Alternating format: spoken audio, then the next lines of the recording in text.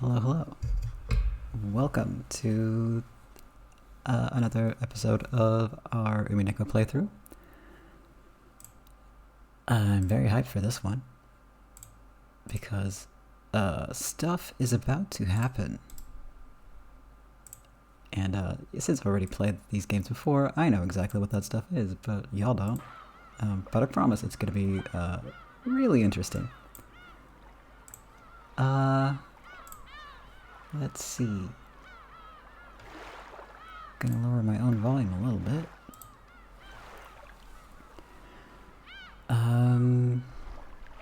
Should we do a quick recap? Yes, but I will grab the save game real quick.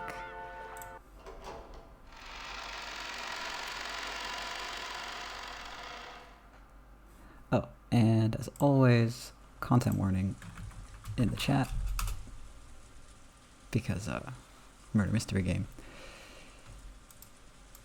Bad things happen in this game, so keep that in mind. Yeah, so let's see. I'm not entirely sure where to begin. Basically, we started over. We're back on the island. The whole family's here. They're here for the conference. Everything is as it was, but slightly different. After the confrontation between Battler and Beatrice. And things are sort of continuing as if nothing happened. But there are slight changes here and there. We got some background on Shannon and Kanon about their lives in general and their feelings mostly. And then a weird thing happened after the conference kicked off, and that is Beatrice showed up. Just appeared. She's real. She's in the house. She's in the mansion. And why she's there, who knows? Hey Vape, welcome to the stream. I will hold on to the save reminder for later because we're still on the same screen as the save game. So if I save now, I'm just gonna have it dupe. But thank you for always reminding me. We only just started. I'm doing the recap. But yeah, there isn't a whole lot to say other than apparently at some point Beatrice facilitated the romance between Shannon and George, and attempted to do the same with Kanon and Jessica, which didn't go so well. They had a little bit of a falling out. And yeah, so the whole family's here on the island.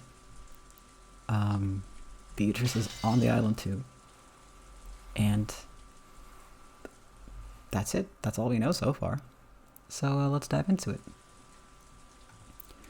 Let's see if I can remember the voices after a 2-week break. Forgive me if I get them super wrong. Shannon, I've been calling to you for some time now. Shannon jumped at the sudden sound of Genji's voice. Apparently, he had called for her repeatedly. She hurriedly answered. When she turned back, Kanon had disappeared. It seemed he didn't feel like showing his tears to anybody. I forgot we ended in a pretty emotional scene last time, where Kanon basically said he wanted to stay alive instead of dying to this whole witch roulette thing that people keep talking about that happened in the first episode. Because he wants to know what love is like, basically. Yes. I'm sorry for being careless. I entrusted Kanon with lunch, but it should have been you, as the next in rank after me, who carried it. Beatrice-sama is the most honored guest of this house. There is no more honored guest than her. Please think of her as another master, and be polite. Please, take extra care that you make no blunders, understand? It is quite painful for me to entrust this to someone as inexperienced as yourself, but there's nothing we can do about the house's rules. Carry out your duties with the utmost of care. Goda had officially agreed, but he glared at Shannon with an expression that told her he definitely wouldn't forgive any mistakes. Even Shannon felt that Goda might as well go himself if he was so desperate to go, but she considered this one of her responsibilities as one who had been allowed to wear the golden eagle and had to give up. And anyway, I wanted to meet Beatrice. What will I talk about? What will I ask? I don't know. Will this be a meeting of gratitude? Or one of grief? Or else what? I don't know. Shannon piled the witch's food onto the serving cart and left the kitchen at a slow pace.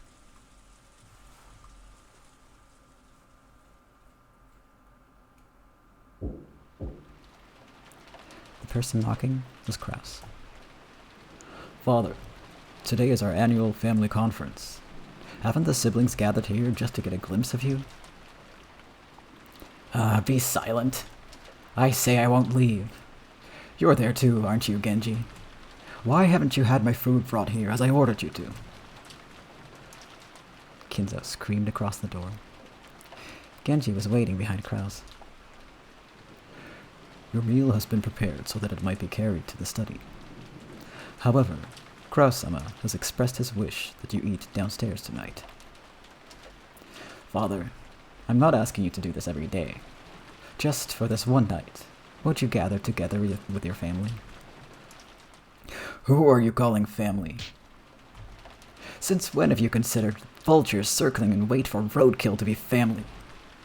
Would you call rotting, oozing maggots family as well? Damn, Kinzo. My. Kraus shrugged at this answer, which he had half expected. Genji, carry the meal here as you were told. Why don't you listen to what I say? Why? Why? Genji-san, I leave this in your capable hands. My voice will no longer reach that man. Kraus gave his head a small shake, then quickly turned his back on the door to the study.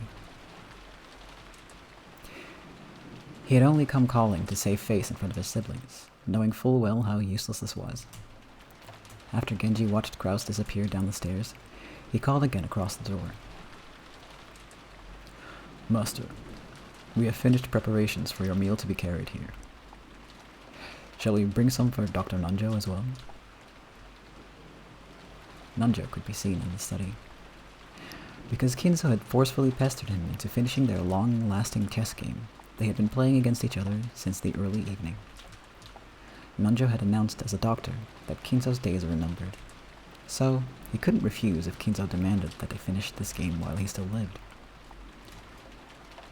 Kinzo was thinking deeply about his move, concentrating more than usual. It had been Kinzo's turn for quite some time, and Nanjo, who was tired of waiting, had randomly pulled out a book on magic that he couldn't understand and was skimming it. Kinzo-san, you won't think of a good move just by folding your arms and sitting in front of the board. Perhaps we had better take a break and refresh our minds. Be silent. Well, that should be enough to solidify my defense. Will the bishop and the knight be able to penetrate that opening? Today, Kinzo was focused on maintaining a strong defense. Normally, Kinzo's motto was that offense was the best defense. However, today was completely the opposite. I am also hungry. Shall we suspend the game here? Besides, I've used my hands so much without a break that I'm already feeling dizzy. At this rate, I might not be able to perform at my best. No, that won't do. In chess, both players must always make their best moves. Any other sort of move is merely a nuisance to consider, ruining a game whose focus is predicting your opponent's thoughts. Such a thing considerably reduces our enjoyment. Kinzo sighed deeply, and finally shifted his gaze away from the board. Chess isn't chess without an opponent. If that opponent is tired and wants to suspend the game, there's no getting around it. True, the goal of chess is both players to make the best possible moves and aim for victory. It's an intellectual game where reading your opponent is key. But, Kinzo-san, have you forgotten that there's another goal besides victory?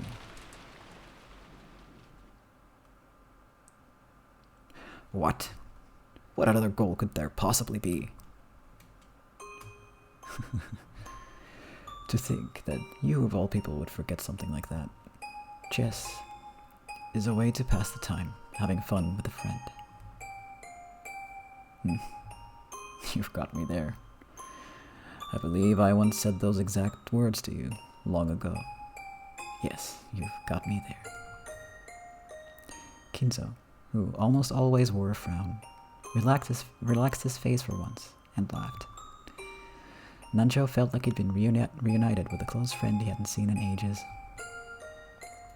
That's how it is.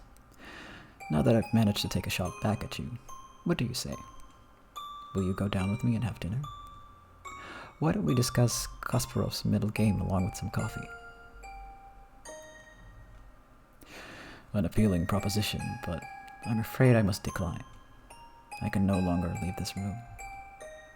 After all, the ceremony has already begun. Is that so? Well, my stomach is growling. I will go downstairs. Anytime you feel like it. Nanjo. Thank you. Oh, what could you be thanking me for? We didn't finish our match. However, it seems I have somehow achieved that second goal of chess, which I had forgotten. And it would appear that goal is no less important than achieving checkmate. This isn't like you. Why so sentimental? You said it yourself, did you not? My days in this world are numbered. Now, go. And don't come to this room again. Let us continue this match in the Golden Land. That's fine with me, but we'll have to start over. Losing that rook was a serious blow. Well, I will see you later. Yes, later. Maybe in the Golden Land, or in Purgatory, or possibly in the next world.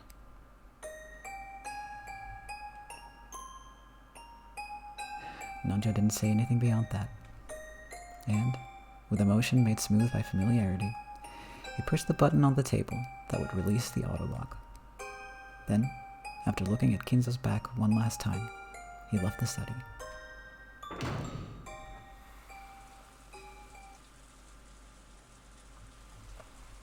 As he did, Genji's voice came from the hall. If you are ready, master, I will now carry in your dinner. It may be my final dinner. I must savor it. Please prepare it. As you wish. And are your preparations complete as well, master? Indeed. In the time leading up to this day, this room has been carefully wrapped in a multitude of barriers. Even if her roulette chooses me, I will definitely repel it. I will remain alive and will surely become one of those who reach the Golden Land. I shall repulse the visit of the Reapers, trying to drag me off to the land of the dead.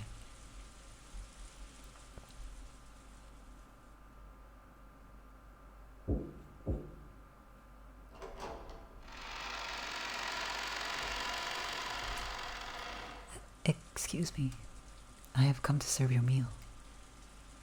Shannon entered the VIP room, bowing her head and pushing the serving cart.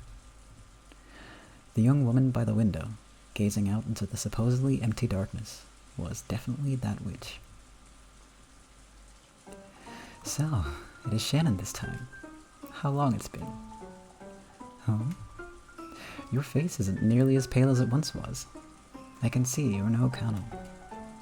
I hardly recognize you. Thank you very much. Shannon solemnly prepared dinner. There are actually several things she wanted to ask the witch, but they were all jumbled up and she didn't know where to start.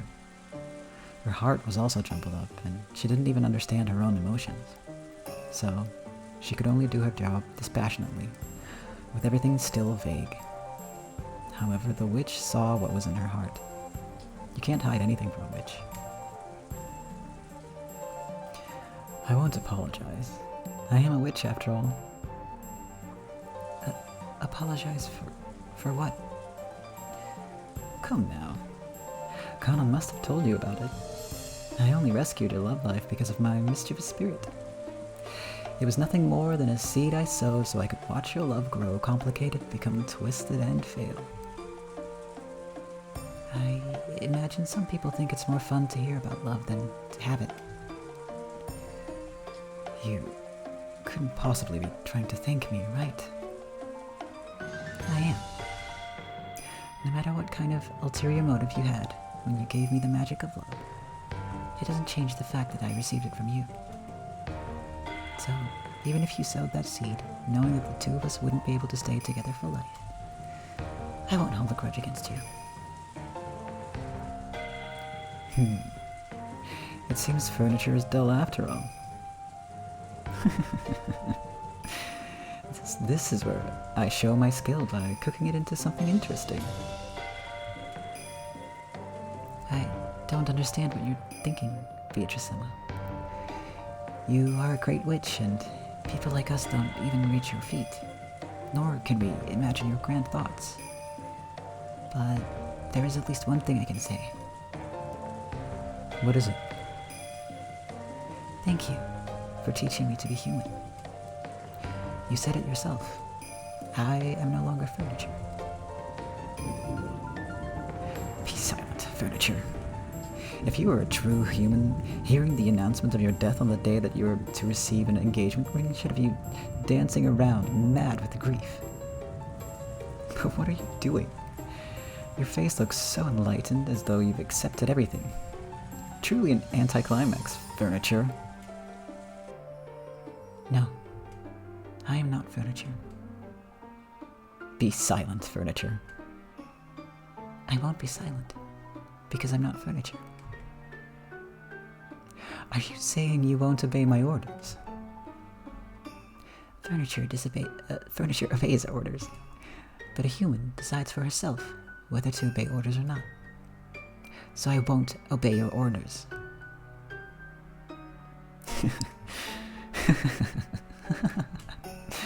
I take back what I said. You really are interesting. If I hadn't sowed those seeds, you probably would have allowed the ceremony to control your fate without clinging to any emotions. But now you've grown to become something truly interesting, something that will entertain me to no end. That as well, for I am not fond of boredom.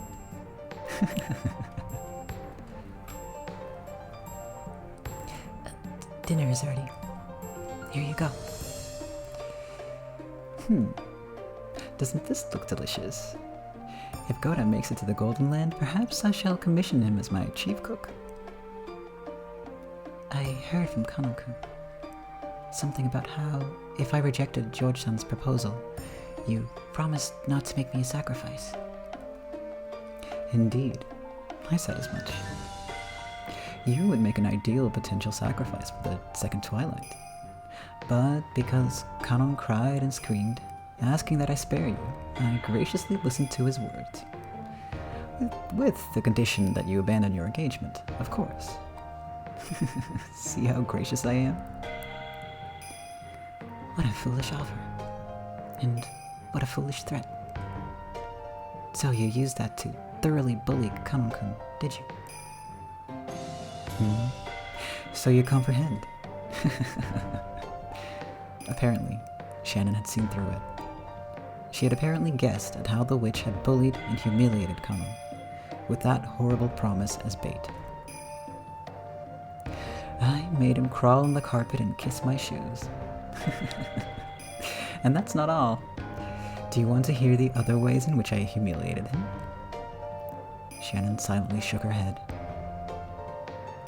I've finally come to understand you. You like to bully, confuse, and trouble people, and you do it to entertain yourself. So now I know for sure, the one single way I can resist you. And what might that be? I don't care about you. I'll carry out the fate that has been given to me. That's all. I won't entertain you. I don't care about you? The witch's features twisted in hatred for just an instant. It disappeared immediately, but the expression that briefly rose to her face was rare for the witch, whose malicious smile usually never faded for a second. I see. So you might resist me in that way. How amusing. How truly entertaining. I'll kill you. You and your lover both. If that's the fate you've decided upon, do as you will. I won't be afraid, and I won't stand against you. After all, I don't believe the cruel fate that's coming is something controlled by your will. We humans know nothing about fates that might come to pass in the future. That's why I live to the fullest until the last instant, following my convictions and the fate set before me. Fate is just a roll of the dice. There's no malice in it. Even if you claim there is, I won't believe it.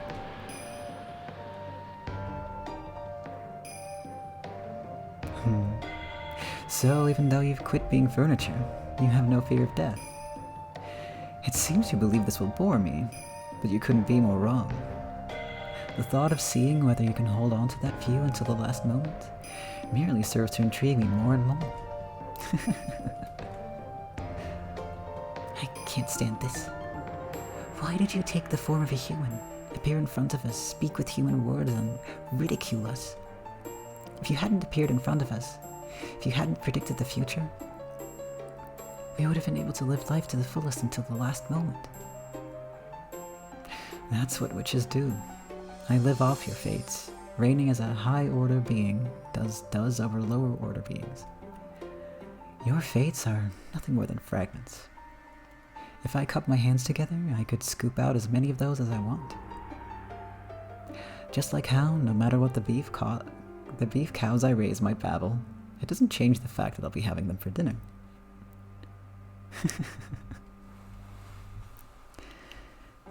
We are powerless, so we cannot fight against your ceremony or fate. But I can make you unhappy right now. And how are you planning to accomplish this? By walking away from this place right now. No matter how I respond to your words, it will only amuse you. Refusing to respond to your questions is my only method of resisting you. I see. You might be able to take a shot at me, but you cannot defeat me, yes? I have the power to kill anyone for eternity. I cannot wait to see whether you can keep up that resistance in an endlessly repeating cycle of death and rebirth. Don't you forget it, okay? You spoke those words yourself.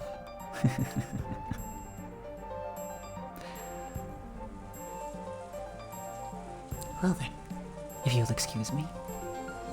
If you need anything, please call me. Shannon gave a reserved bow and faced away. With that gesture, maybe she really did take a shot back at the witch, just as Beatrice had said. Because, when the witch called out again, she sounded a little more quick-tempered than she had before. Kanon thanked me. Can't you? Can't you thank me for bringing you your day of rest? Furniture may be happy when their day of rest comes, but I am a human, so I have nothing to thank you for. Is that all you have to say? You plan to accept George's ring, yes? Don't forget that if you do, I will abandon the promise I made with Kanon. The promise that you would not be selected as a sacrifice. If you need anything else, I'll have someone else come. If you'll excuse me. A flat-out interruption. Shannon still hadn't answered her, and the sound of the door closing came instead of an answer. Shannon's resistance probably struck far more deeply into the witch than Shannon herself thought, because an expression of hatred once again rose to Beatrice's face. She had made Kanon submit, even though he hadn't been ensnared until the end, whereas Shannon, who had been so easily ensnared before, refused to submit this time. I see. So, this state of affairs is amusing after all. Perhaps I really am still young. This is why I haven't tired of life after 1,000 years.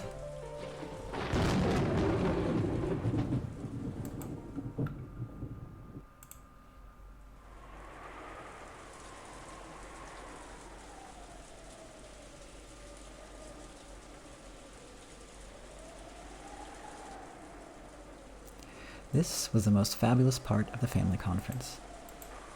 Dinner. In the past, when Kinzo had been serious about the conference, he had taken everyone's yearly gathering for dinner very seriously. Because anything embarrassing that occurred during the dinner would cause the deepest shame for him as the host. Oh, I said that entire sentence wrong. Because anything embarrassing that occurred during the dinner would cause the deepest shame for him as the host, he had given Natsuhi stern orders to avoid embarrassments at all costs. There we go. And on that note, I'm gonna save real quick. There you go, vape.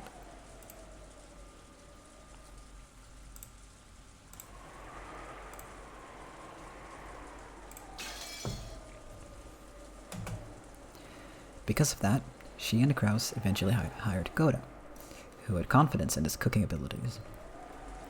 Thanks to that, they became able to serve wonderful dinners they could be confident in.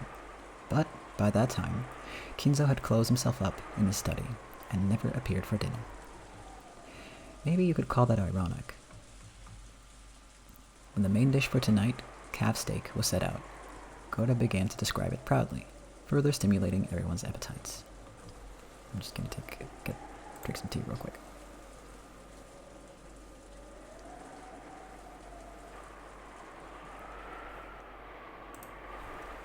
Ooh, okay.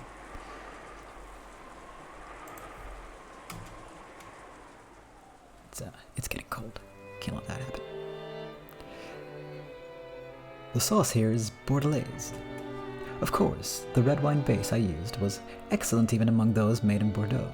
But in addition, I prepared an original blend of this house, a blend of choice alcohol from around the world to further deepen the taste. This sauce is limited to this year. I sincerely hope you all enjoy your meal. Isn't that wonderful? However, isn't Bordelaise sauce common to French cooking?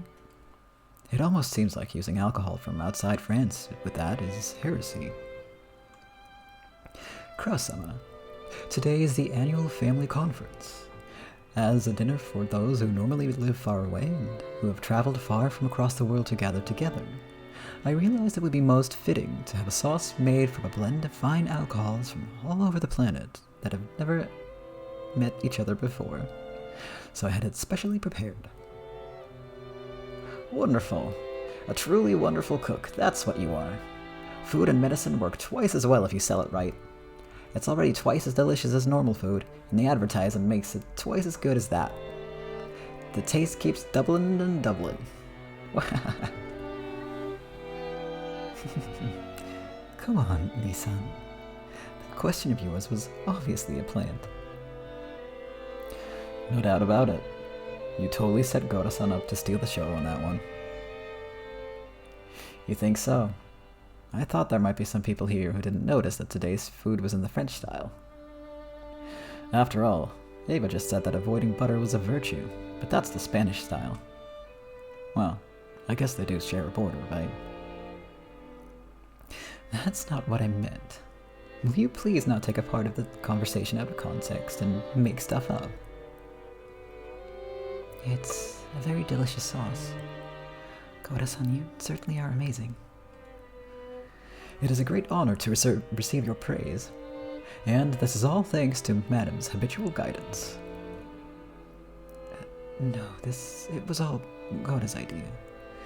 I only listened to the recipe and approved of it.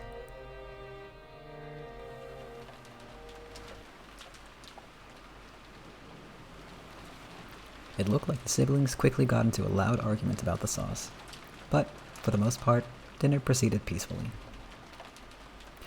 However, a certain question they desperately wanted to ask burned inside each of them. It was about that visitor, the 19th person, the Golden Witch. In actuality, Ava and Rudolph and the rest were very much on their guard during this meal.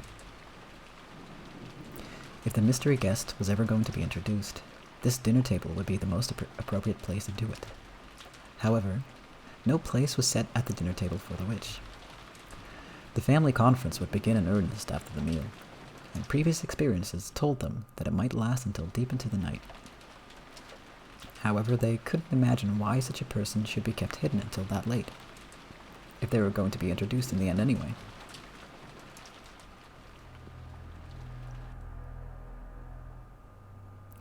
So, Ava and Rudolph and the rest were starting to feel a certain suspicion.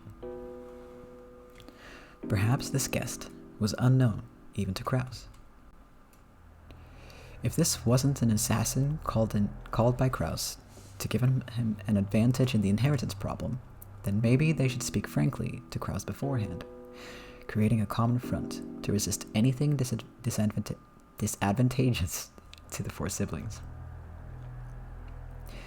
If she was Kinzo's assassin, whose purpose was to keep the inheritance from being handed over to the four siblings, the enmity between Kraus and the other siblings could only become a weak point that benefited the enemy. Well then, please enjoy at your leisure. When he finished explaining the reasoning behind the table setting and the cooking, Goda tried to leave the room, but Kiria called him to a stop with a small voice. Yes, Kiria-sama. What is it? Please excuse me. I was under the impression we had company today, but can we expect to be joined at the dinner table? She had planned on saying it nonchalantly, but unfortunately, it reached the ears of Natsuhi, who was sitting in the next seat over. It seemed that Natsuhi had heard it as, even though the guests are here, why hasn't the host come to dinner? In other words, that Kiria had asked whether Kinzo was going to join them for dinner. The family head is not at his best, so he said he would take dinner in his study. I believe my husband explained that at the beginning. I'm sorry, that's not what I meant. Natsuhi's reaction instantly told Kiria that this unknown visitor was also unknown to Kraus and his wife, which meant, on the chessboard inside Kiria's mind, she could hear the clattering of the pieces as they rearranged themselves. What do you mean we have company? Battler, who had been sitting next to Natsuhi, seemed to have heard Kiria's words without misunderstanding them. Thinking it strange that someone else would be invited to today's family conference, he spoke up incredulously. And thanks to that, the uncomfortable feeling building in the siblings' chests suddenly exploded. Everyone looked at Goda at the same time. Judging by their reactions, it was clear that no one here had invited that mystery woman. For an instant, Goda was startled to find everyone's gazes gathered on him, but because of his naturally vain personality, this actually gave him a feeling of superiority. Therefore, he answered in an extremely calm and graceful manner. That is correct. Our guest wanted to eat alone in the VIP room, and is being served there. That extremely graceful and reasonable response of Goda's made it obvious to everyone that a 19th person, a visitor, existed. The VIP room? A guest? Who are you talking about? Natsuhi's words echoed the question that everyone who didn't know about the appearance of the Golden Witch was thinking.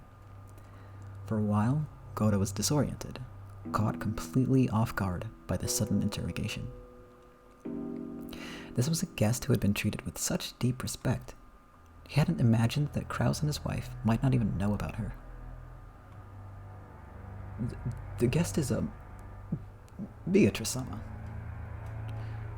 Beatrice. See? Beatrice came. Ooh. Maria had been telling the other cousins over and over again that she had met Beatrice that day. The cousins had answered flippantly, but they hadn't believed. So, their eyes grew wide.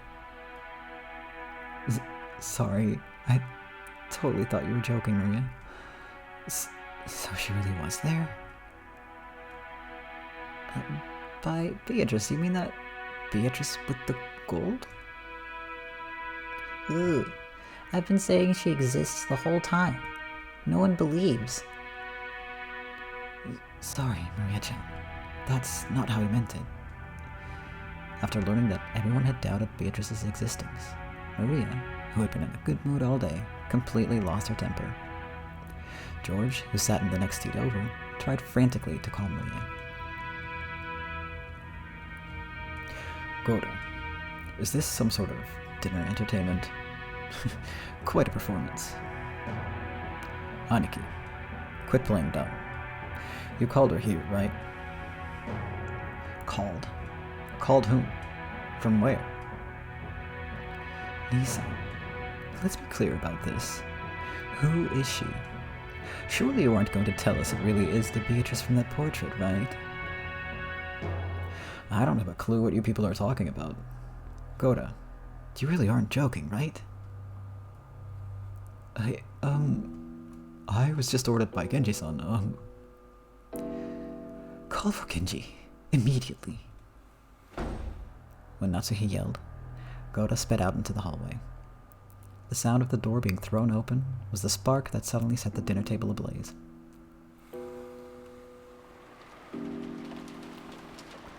So you're saying you're into the dark too, Aniki? Who called her? Was it Dad? I don't know anything about this. It seems you people think I've been pulling the strings behind the scenes, but that's a huge misunderstanding. Calm down, Krasny-san. We've gone past the stage of skirmishing with each other. If you're saying you don't even know this mystery person, then something crazy's going on. Hideyoshi-san, can't you be a little more discreet with your words? My husband would not invite unnecessary people to the family conference. Obviously.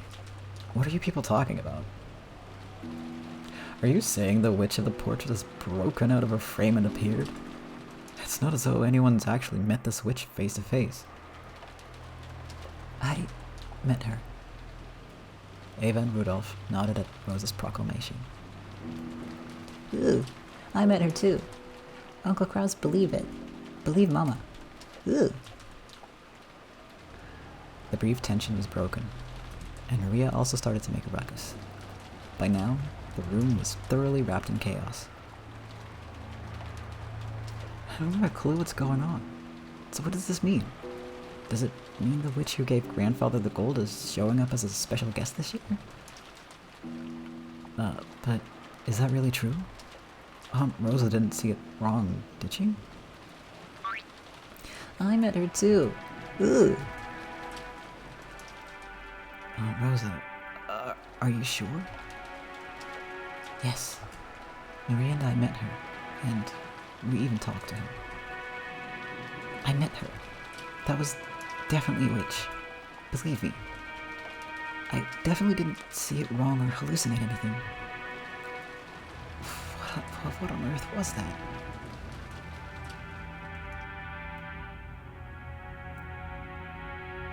In the instant before the typhoon arrived, Rosa definitely met a witch in the rose garden. But the scene had been so hard to accept as truth that the more she spoke of it like this, the less she understood what it was she had encountered. Ironically, since she was losing her composure, the more frantically she tried to cling to her claim, the more confused and hazy the thing she was describing became. Because of that, it only took a single, calmly spoken sentence to confirm the nature of what she was describing beyond doubt. I also met with her. I greeted, well, I couldn't really call it that. I exchanged a few words with her. It's definitely not something that Rosa-san just saw wrong. Kiria-san, are you serious? Yes. But she didn't tell me her name. So I can't say for certain that she was Beatrice. However, and sorry if this is subjective, but since I met her in the entrance hall, I was able to compare her face with the portrait. My first impression was that this portrait has to be hers. This is all just subjective. That isn't possible. In the first place, where did that woman come from? The only boat arriving today was the one that brought all of you here. Was she on that boat? Well, it's hard to say for sure. Of course, I don't remember any woman like that getting off the boat with us. Oh, is that all? Can you prove there wasn't a boat beside the one we rode on? You can't. You can't prove one didn't arrive. Makes sense. If another boat did arrive, it might be possible to prove it. If someone saw it and said they saw it, then you're done. But it's impossible to prove that such a boat didn't arrive. Even if everyone says that no such boat arrived, that they didn't see it arrive, you can't prove that it didn't arrive secretly. It's that thing they call a devil's proof. It'd be simple to prove that devils exist. All you have to do is meet a devil. But it's impossible to prove that devils don't exist. Just by saying that no one has ever met a devil, you can't deny the possibility that they're hiding away somewhere humans can't go. You can't deny the existence of aliens for exactly the same reason. Until humanity searches the whole of space and can show perfectly that aliens don't exist, you can't be sure that they don't exist. And it's definitely impossible for us to ever check the entirety of space for the existence of aliens. Therefore, while there may be a number of ways to prove that aliens do exist, it will always be impossible to show proof that denies their existence. So, any discussion about there being a second boat would just be a waste of our time. She wasn't on the boat with us. That much is a fact, so she must have arrived on this island through some other means. That's right. There may be no need to discuss how she came here. What's important is that she's actually in this mansion now, and doesn't feel like having dinner with us. Okay, let's review.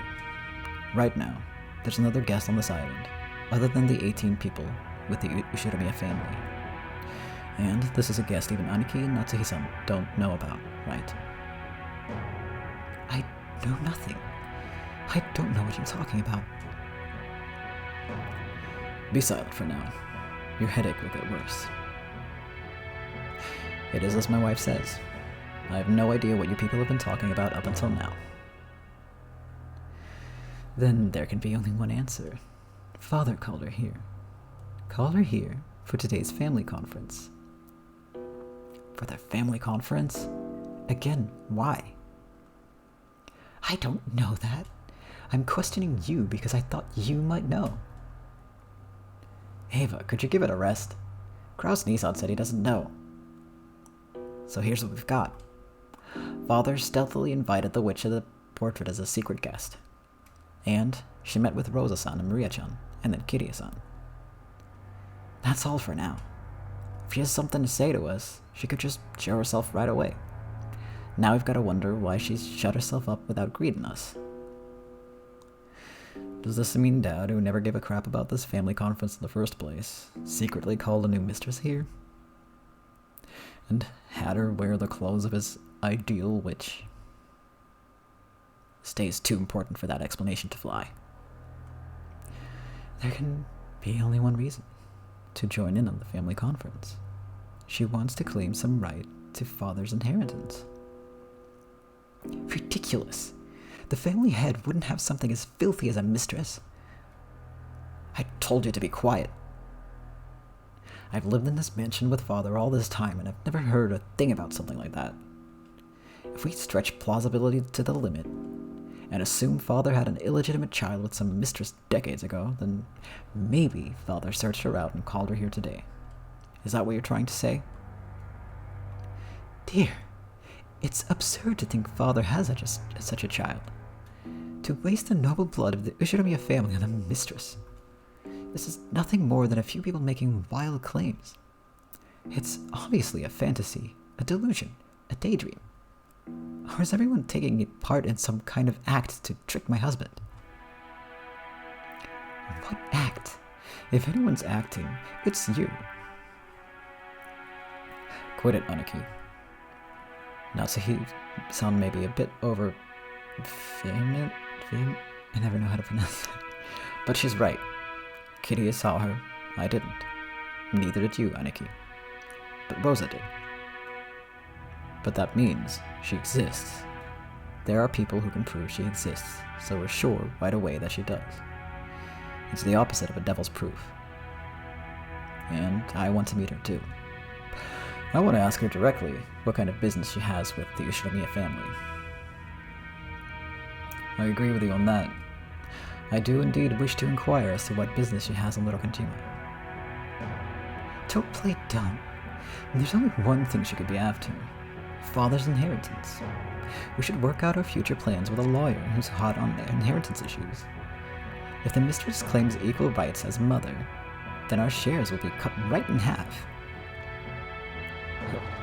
Wait a second, everybody. Genji-san will come very soon. He knows everything. I'm sure he'll answer our questions. Until then, let's stop talking about this. Hey, you kids. Sorry, but the adults have to start talking about something complicated. Return to the guest house. Rosa yelled at the children, slightly overcome with emotion. The children didn't understand why they were suddenly being yelled at this time, but Ava and the rest realized it too late. They were talking so bluntly about the filthy topic of the inheritance, right in front of the children. Of course they wouldn't want their children to remain, so they all immediately agreed with Rosa's plan. I'm gonna do some more water so we're taking a quick break. Hey Sardor, how are you doing? It's been a while.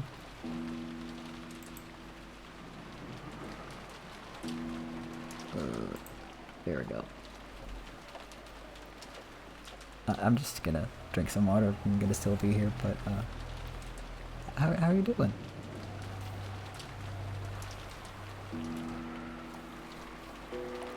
Welcome to the stream.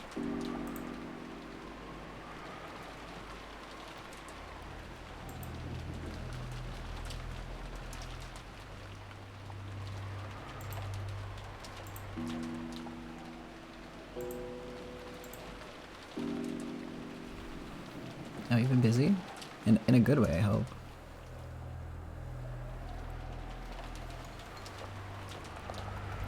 Man, my throat is hurting a little today, so I might have to cut this one short, but I hope not. I'll keep going, but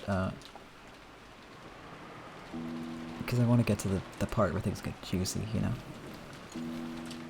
That's maybe not the most appropriate thing to say when you're playing a murder mystery game, but, you know. I'm gonna do my best, but I might have to cut it short because my voice is a bit, fucky today. But that's okay. We'll catch up. Maybe. I don't know, there's no deadline, it's fine.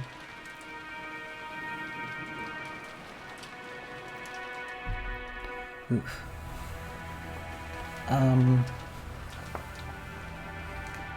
Yeah, to catch you and anyone else up is we're playing murder mystery type game.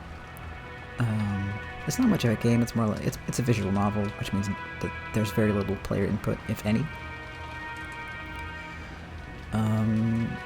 We're kind of playing as multiple people. It's from multiple viewpoints. We're following the family. We're following a very rich family who own an island, and the whole family meets up on the island every year for a family conference. And last episode, there's 8 episodes total. We're playing the second one currently.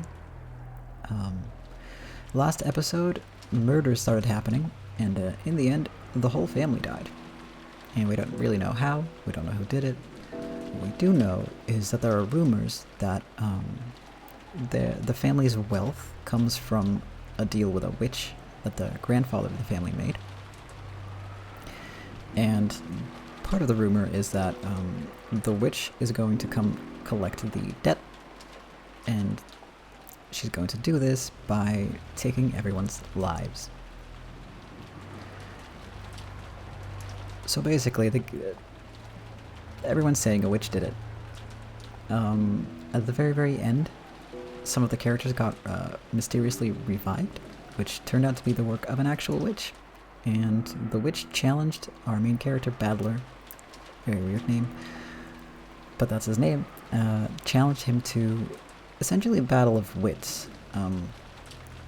Basically, she said, we're gonna do this all again, and you have to prove to me that humans did this, and I will prove to you that a witch did it. I will make you admit that a witch did this. And then everything started again. There are slight differences. We're also getting some backstory on some of the servants, and some of the romantic subplots that are happening. And yeah, it's all very weird and mysterious, and I love it a lot. I've already read these games. The first one is 13 years old now, I think? 12, 13? And I started reading them about a year after that, so with there being 8 in total, I hopped on after the second episode came out. I think after the third one did, when it was just released. And I've been following it ever since. Yeah, it has been a while since I've read all of these, so I'm very hyped to get back into it, and knowing what happens reframes a lot of the stuff in this game. So it's super interesting to read it from that perspective. And yeah, no, it's just a lot of fun. It's honestly one of my favorites. I just love the series a lot. And they're releasing a new game soon, but we're gonna have to wait a long time till that gets translated, sadly. Which makes me real sad, because I want to play it. I want to play it so bad. But, you know, gotta be patient.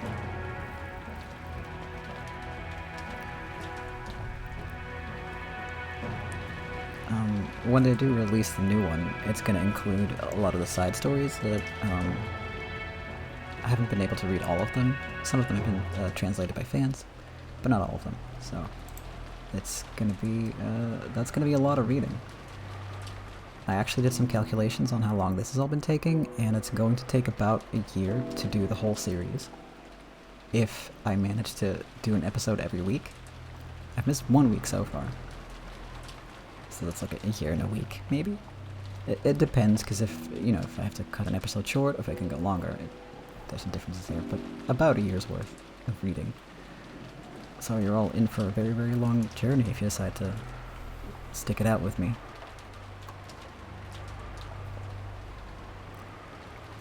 I promise it's going to be worth it. It's a really good story. Okay. Hold on one sec.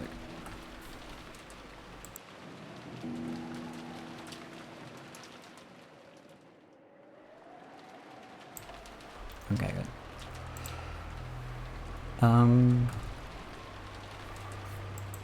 Let me just repeat this one in case anyone hopped on late. Because I don't check that shit. Mostly because my view count is in a different place now, and it's a lot harder to see. Which has been very good for me, because I stress out over that shit way too much. But not so much anymore. Okay, I think we're good to go again. Let me just, switch. Computer, please. There we go, okay. Sorry about that.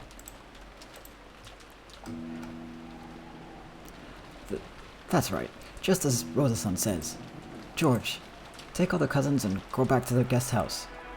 You all play dice together. George, do as you're told. Take all of the cousins and leave right now. Wait a second, Mother. We still haven't finished eating. Ooh, and dessert hasn't even come yet. Ooh. We'll have Gora-san take dessert to the guest house. So leave. Jessica, from here on, the adults will be talking together. Go. Sure. Even though I'm still eating. Well, I guess I won't be the only exception. Thanks for understanding, Naku. But you sure are lucky. Huh? Why? I'd want to leave if I could. I bet. I'll let you adults enjoy your happy family chat about the inheritance. Double the content warnings, double the fun. I will also leave my seat. At any rate, it appears my turn will not come tonight.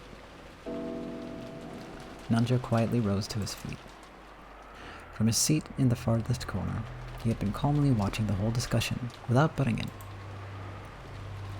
Surely that reaction of his was very adult, just what you'd expect of a calm old gentleman. When Nanjo rose from his seat, it ended up encouraging the others who were supposed to leave.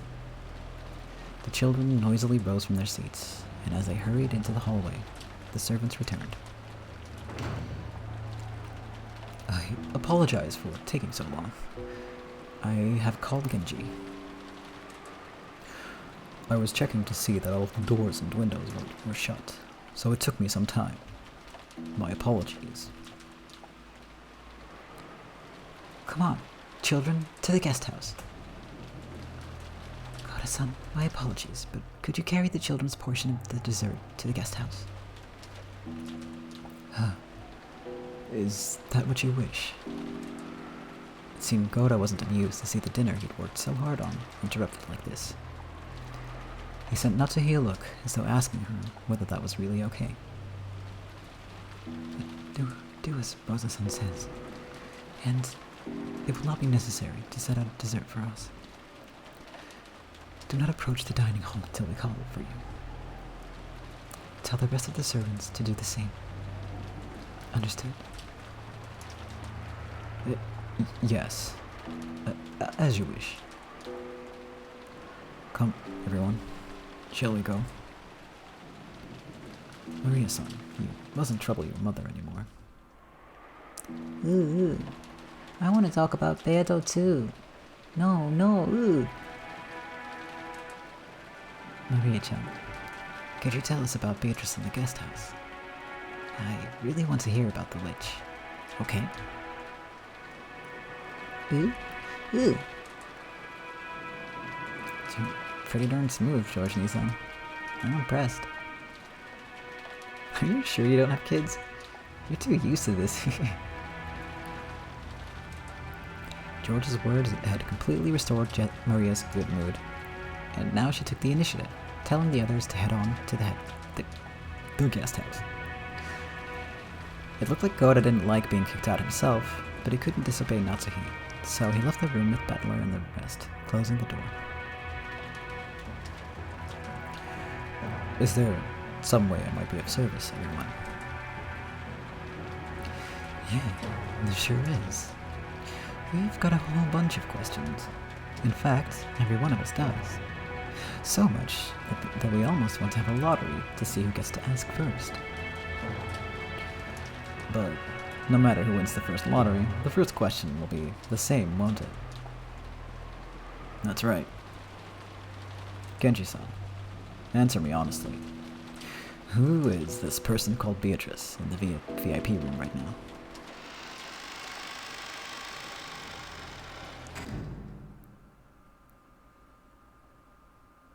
Who indeed?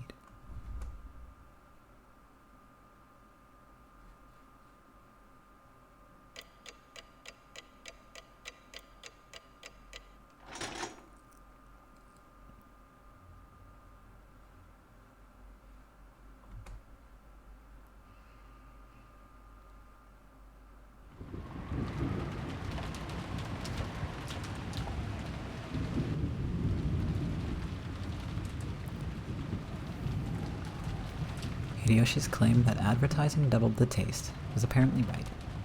After being chased out to the guest house, the kids and Nanjo had gathered in the cousin's room and were eating the cake that Kumasawa had brought for dessert. It was both wonderful and high class, topped with lavish amounts of cream and decorated deliciously with fruits. But delicious as it was, it didn't taste quite as good for some reason. Without Koda-san selling it, it isn't nearly as good. And if we asked Kumasawa-san to sell it, she'd just say it's made of mackerel. Huh? Really? You can make cake from mackerel? Absolutely. And as you can see with this very cake, if you mix the squeezed juice of mackerel with flour and eggs before cooking, it comes out all fluffy. That'd be incredible if true. Maybe mackerel cake will show up on the new menu at one of Father's restaurants. After all, mackerel's full of nutrients and sounds healthy. It might get really popular with women and the elderly. But I'm not gonna get anywhere near it. Girls won't eat something that weird. Even the elderly would wish to decline. But it's delicious, you know.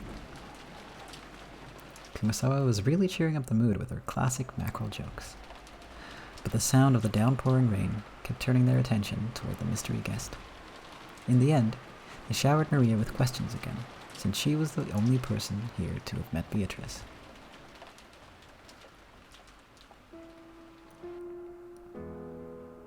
I can't believe she was actually telling the truth.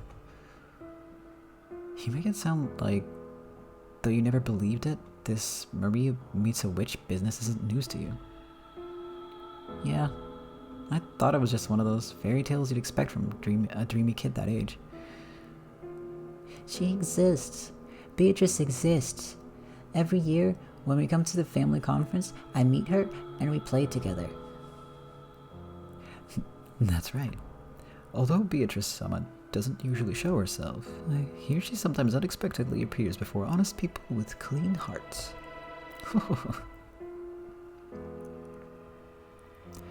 Beatrice referred to that character in the fairy tale about the Rogenjima witch. To keep Kizo in a good mood, the family and servants acted as though they believed in the witch of his delusions. That's how Rogenjima's fairy tale, or maybe ghost story, had come into being. To the family members who knew that backstory, the fairy tale of the Golden Witch wasn't something to be taken too seriously.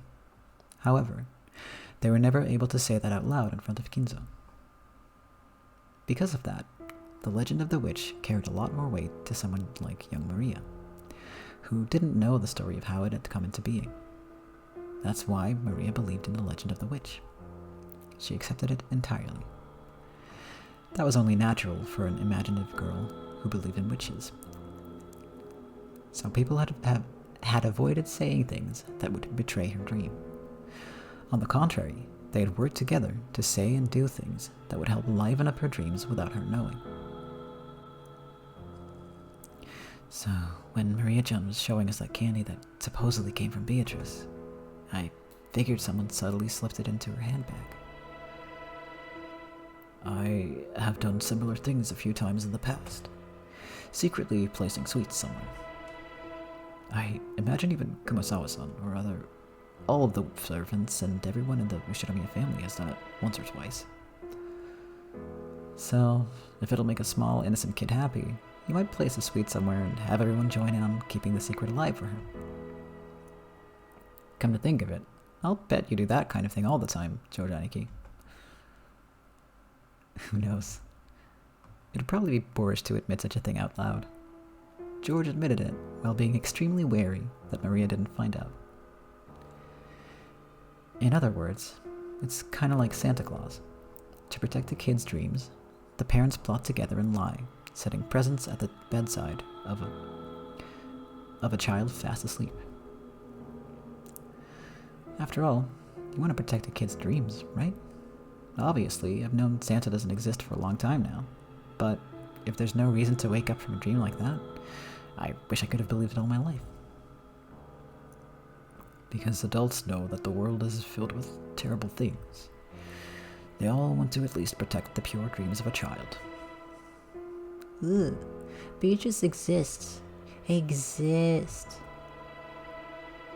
Yes, she does. Beatrice-sama does exist, right? Some time ago, when I was drying mackerel to make some black tea, suddenly... It basically goes something like that. Supposedly, at least. So, simply put, this was supposed to be a witch that no one but Maria believed in.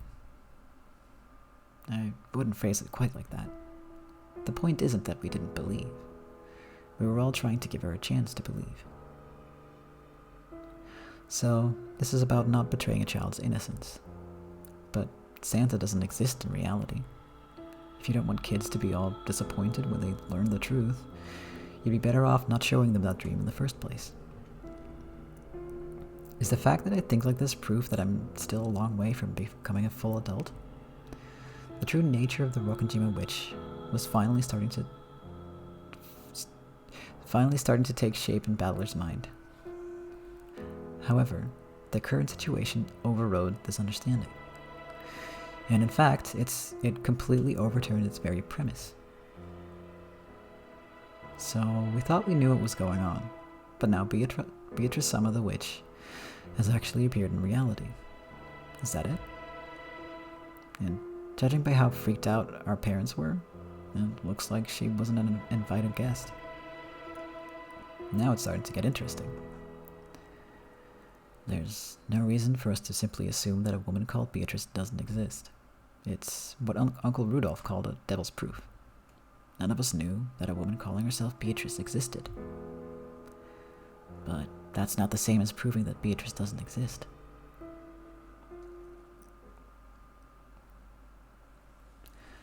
Dr. Nanja, you've been friends with Grandfather for a long time, right? At one point during the family conference, I was questioned quite thoroughly by Krausan and the others. They wanted to know if, long ago, Kinzo-san might have had a mistress called Beatrice, and an illegitimate child with her. I get it. Our parents have their minds full with the inheritance problem. So of course, if the daughter of a mistress like that showed up, it'd be troublesome for them. Krausan and the rest probably asked Genji-san about it first. However, Genji-san is an aide who's sworn loyalty to Kinzo-san, and is probably a friend more trusted by Kinzo-san than myself. I doubt he told them anything. So, next, they went to ask me, as an old friend of his. And? Did Grandfather have a lover called Beatrice, Dr. Nanjo?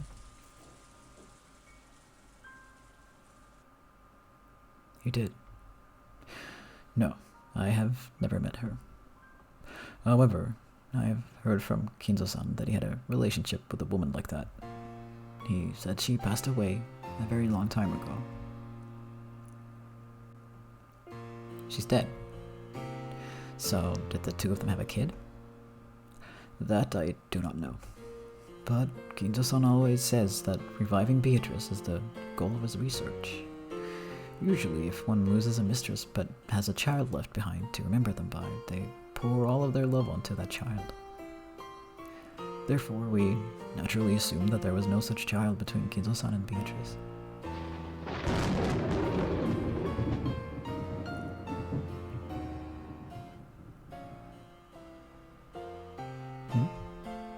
So that leaves us with another devil's proof. Yeah, it's impossible to prove that a child between him and a mistress didn't exist. So, now that this child has actually appeared, we have to assume she did exist after all. That's a bit of a rushed argument. It's more realistic that someone caught wind of the trouble with the Shinomiya family inheritance, and knew about Grandfather's relationship with the mistress long ago, and impersonated her, trying to take a slice of the inheritance for themselves. Sure, that is realistic, but we can't deny the possibility that she really is an illegitimate child. One who lived in isolation, forgotten by Grandfather, and who's returned for revenge, right? Revenge? What do you mean? Sorry. Guys just like to dramatize stuff to make it sound interesting. I've seen too many weird dramas. Normally, that might have come off as a light joke. But the joke had landed after an uninvited mystery guest, calling herself Beatrice, had marched in on the day of the family conference, where the bloody argument that the inheritance had become took center stage. There was no way Battler's joke would be welcomed with laughter. So, it really was a big help when Nanjo laughed brightly to calm everyone down. I see. That does sound quite intriguing. I would love to read a novel with a plot like that. Well, I don't think it could actually work. After all, right now on this island there's 1, 2, 3, a full 18 people, right? If anyone tries to do something weird, they'll immediately get caught. And thanks to the typhoon, they can't even leave the island. In other words, if you tried to commit some crazy crime, you'd be screwed. I agree. In a dead end, without any way to escape, and in a situation where everyone's really suspicious of her, I seriously doubt she could pull off a terrifying revenge drama like that. Probably not. In that case, it would be more realistic if she had come in secret, without making her presence known. I simply cannot imagine someone appearing openly to take revenge outside of some historical drama. Well, who knows, right? Revenge is based on emotion, not logic. If you've got someone willing to go down along with their opponent, they might not be afraid of anything, not even the police or large numbers of people. It's okay, Jessica-chan. None of the disturbing things we're imagining will happen.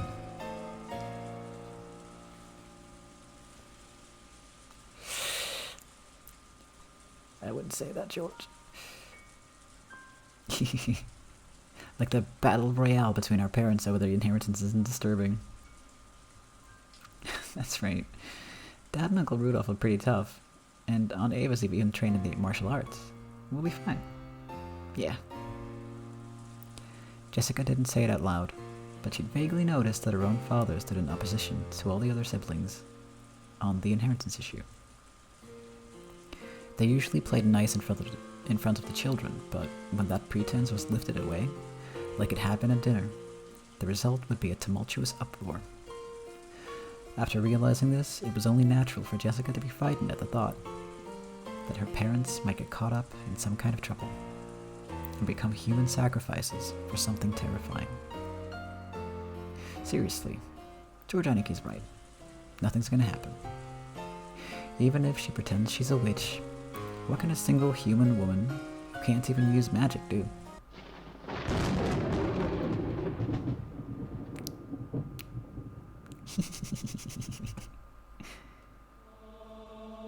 The sudden, creepy laugh made all of them jump. And when they realized the strange laugh was coming from Maria, they were shocked again. I see. So that's how you see it, Battler. What is? Don't laugh all creepy like that. You accept Beatrice's existence, for now. At least, you accept her as the 19th person, and a guest. But that's all, right? You don't accept that the 19th person, Beatrice, is a witch, right?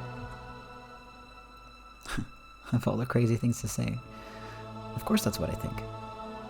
Witches couldn't possibly exist.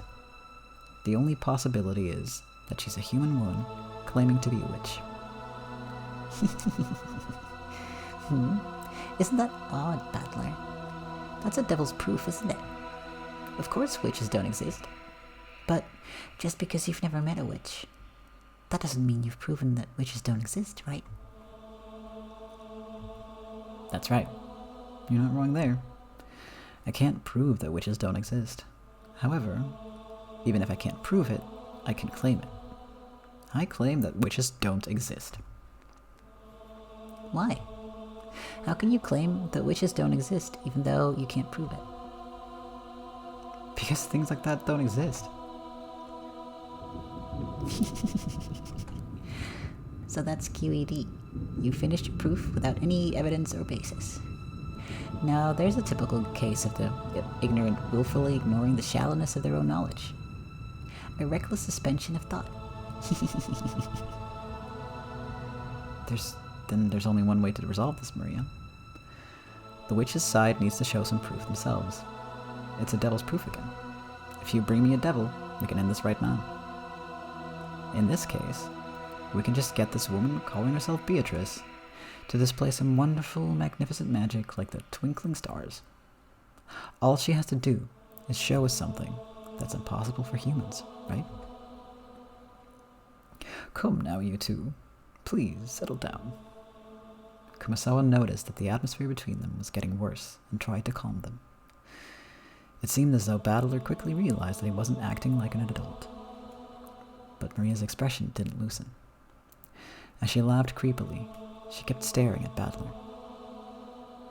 You quit it too, Maria. Let's get back in a good mood, okay?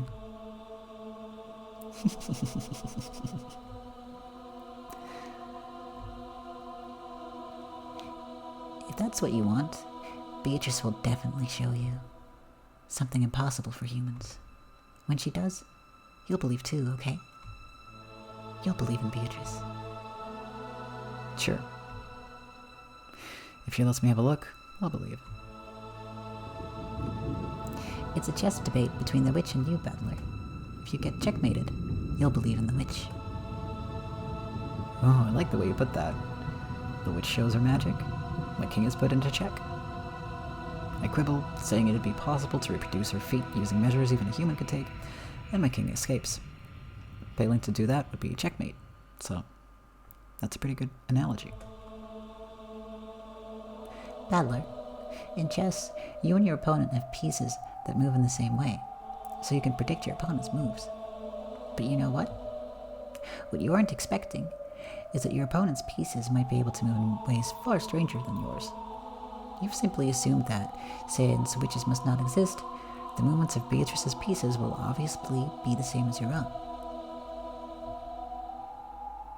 But you know what? Sorry, Battler, but your chess partner isn't human. She's a witch. She can move her pieces in ways that humans can't. Right now, your understanding is flawed. Battler, you like Aunt Kitty's chessboard thinking, right? Yeah. I like that style of thinking, where you stand in your opponent's shoes. And that's why you'll get stuck. Even though your opponent is a witch, you won't accept it. So you can't understand the moves a witch might make, and your chessboard thinking won't work. Your knowledge of your opponent is mistaken. The very first premise of chessboard thinking is broken down. So that's your game. You cannot win in chess against a witch.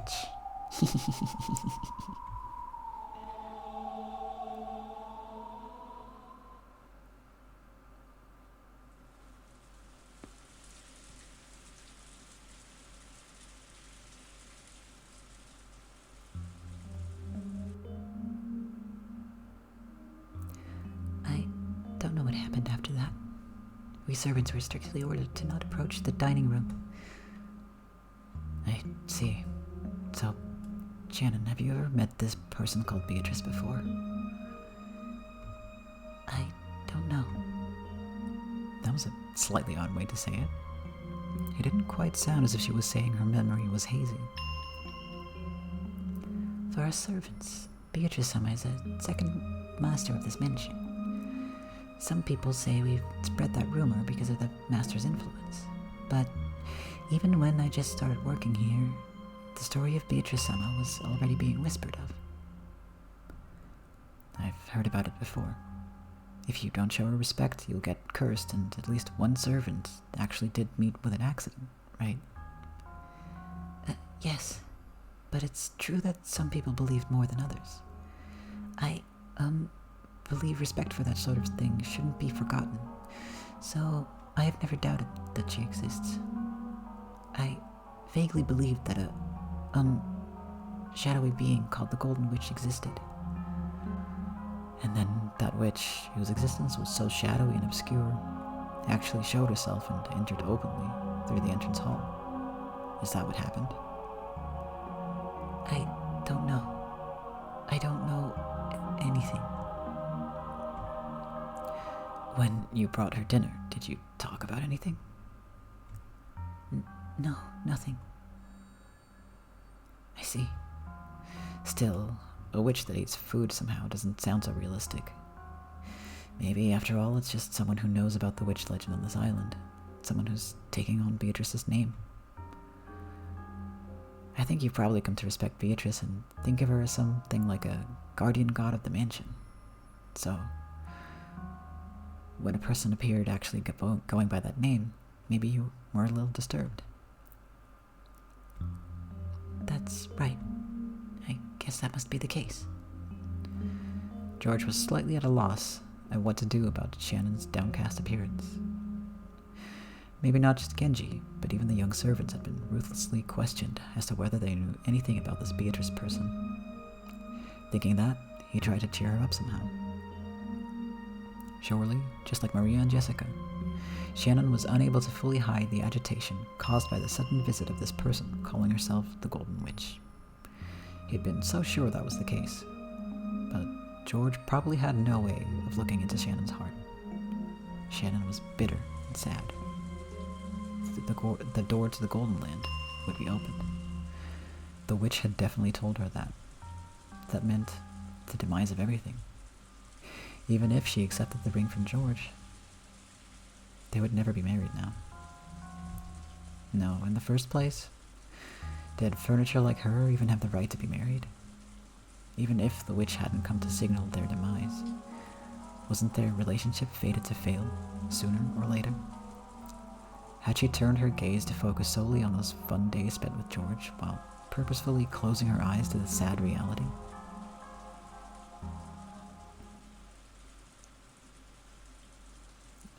What's wrong? You really haven't looked well for a while now. George-san, what does it mean to be engaged?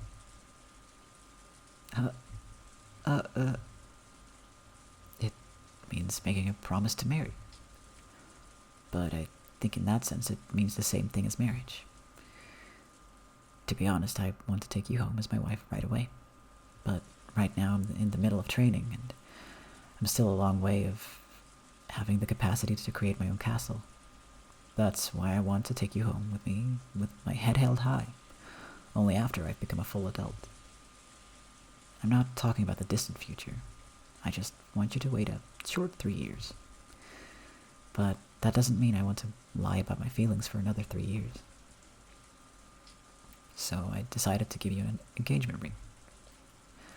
That might be a shameful reason as a man. Maybe it's shameful to get engaged because I want you to wait, since I can't support my work and a wife at the same time yet. But I will definitely.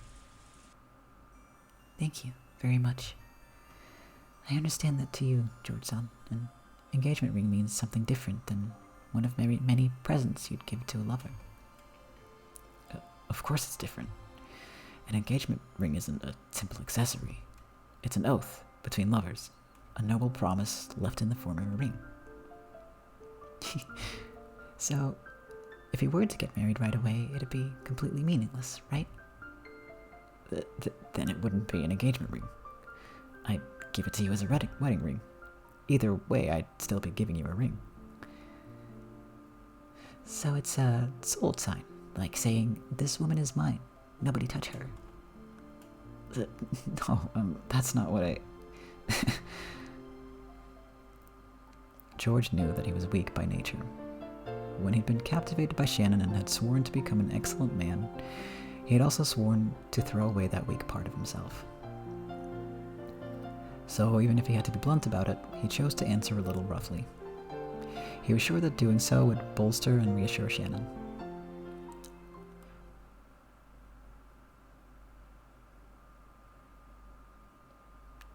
No, that may be true. Sayu, I'll make you my wife. I won't give you to anyone else. I'll make you mine alone. So no one will lay a hand on you. That's what this ring is, without a doubt. Thank you very much, George-san. I'm truly happy. Then, George-san, if it was decided by fate that this engagement ring, that this promise could never be fulfilled, would you still give it to me? Shannon tried to ask that, but she swallowed her words. Because George had already spoken the answer. George had said it. He said that to him, an engagement ring was infinitely similar to a wedding ring. Therefore, accepting George's ring had a significance far more sacred than a promise to marry. So, I'll stop calling this an engagement ring. From now on, this isn't an engagement. It's a wedding ring. Is that really okay? Is it okay to, just proclaim that we're married without even God's blessing? Yeah. It's enough to tell God, Father and Mother about it afterwards. We'll tell them all that we've been married. No one will be able to undo it. George-san. I'm not saying this because of a momentary emotion. I'm not just looking at how you are now. I'm looking at the you of tomorrow, of the next day. I'm even gazing at you as you'll be in old age, in the future, as I say this. You're always talking about that, George-san. About how you want to enjoy your old age slowly, surrounded by healthy children and grandchildren. Yeah. At that time, an older you will be beside me. That is what I expect. No, what I foresee. Yes. Because that day will surely come. Will it surely come? Yes. Surely. Definitely. And this ring proves it without words. Please, show me. Huh? Here it is. George, thinking that he was being told to show her the ring, hurriedly took out the ring box. Even though he had practiced so much, he hadn't been able to do it cool. But Shannon wasn't looking at that. In her straight and direct gaze were fake tears and a smile. She focused her eyes on George's eyes, no, on something she could see beyond his eyes. Please, show me. That future. Yeah, I'll show you. Sure. I promise it. And not just until old age. After we die, too. Even when we become spirits, we'll always be together. Shannon wiped away her tears and took the ring box. Inside was a diamond ring, worthy of blessing the two of them. George said the line that he'd practiced over and over again inside his head. I want you to put this ring on, whatever finger you like, and have that be your answer. So, by tomorrow morning... Shannon smiled, took the ring, and with a completely natural movement, put it on the ring finger of her left hand. It really had looked like such a natural, ordinary movement, and for a while, George was stunned. This is my answer, George-san. Shannon. No. Sayo. Even when we become spirits, we'll always be together, George-san. There was no blessing from God, no pastor to witness, nothing. But the two who were married proclaimed it. Two souls were joined here today.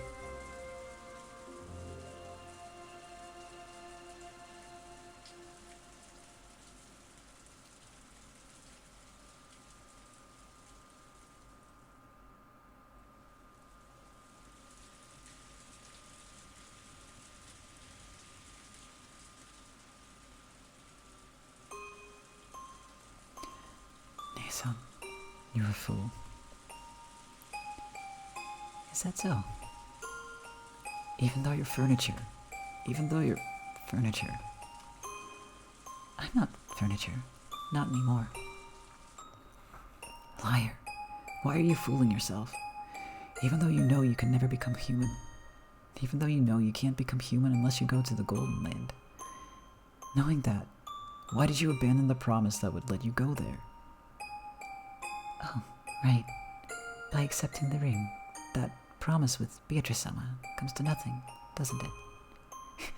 I'm sorry. From now on, I, you, George-sama, the master, and everyone else are under the same conditions. 13 people will be sacrificed. Only 5 people will be invited to the Golden Land. And you rejected one of those places yourself. That's odd. It looks like you're the one with regrets, Kanon-kun.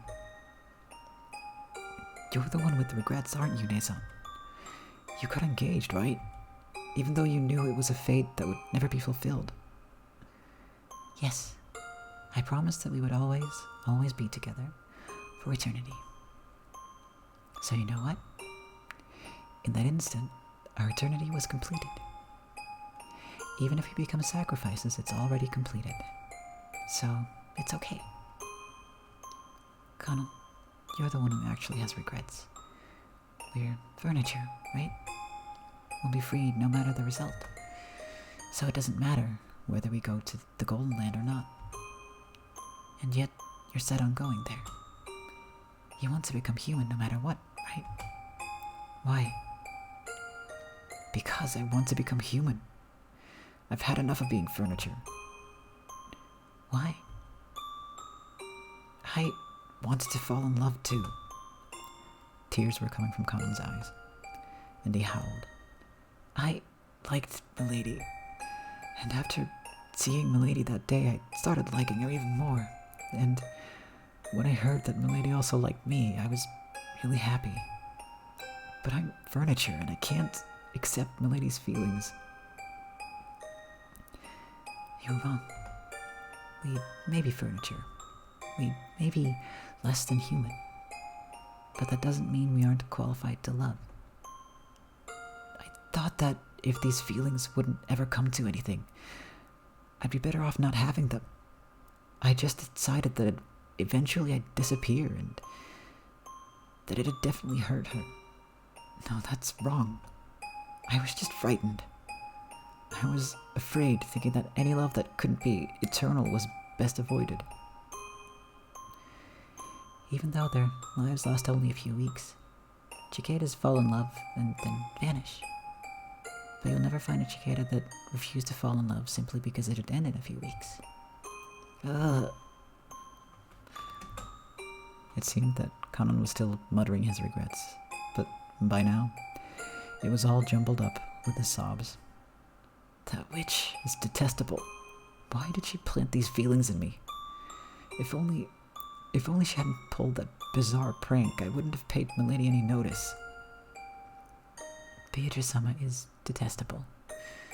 To make you cry bitter tears, she played games with her fate. But I don't think things went as the witch expected, after all.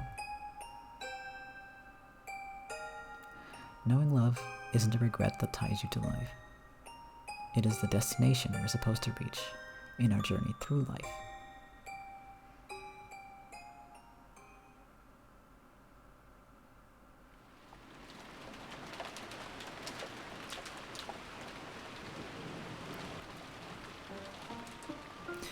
Well now, Kanon, that promise you worked so hard for has now come to nothing.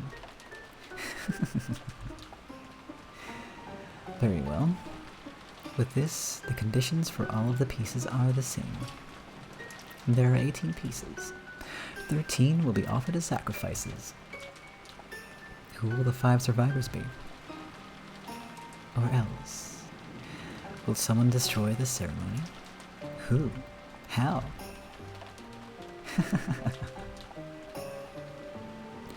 This isn't a chess problem.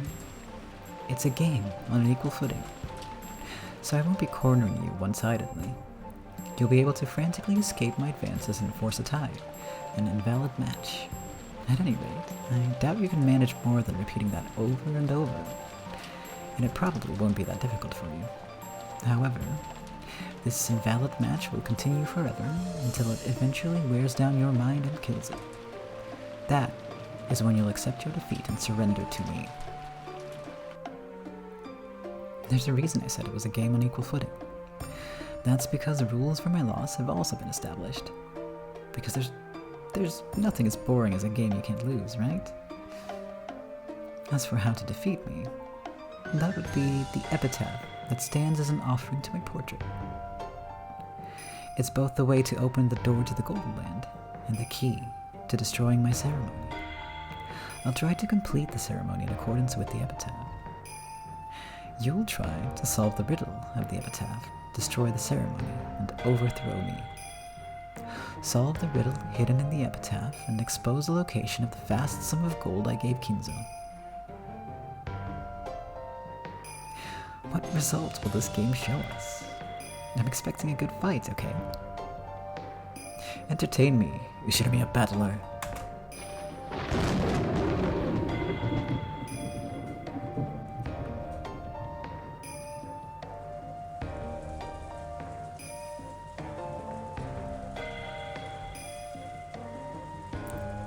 I have no objections. Natsuhi and I acknowledge it. I can't believe it, and I don't want to, but this is the truth, isn't it? Natsuhi, choose your words more carefully. She's this family's most honored guest. I also acknowledge it. Can't argue back. Yes, I acknowledge it. I have absolutely no complaints. I can't believe you, actually. You have my honest respect. Me too. Incredible. I genuinely respect you. So I have to acknowledge it. I acknowledge it too. I still can't believe it. Still, what can I do? You've proven devils. It's your victory. The devil's proof was a convenient excuse you liked using to handle improvable matters. But now it's become your mortal enemy, has it not? Don't torture me, mighty witch. I've already acknowledged you. I resign.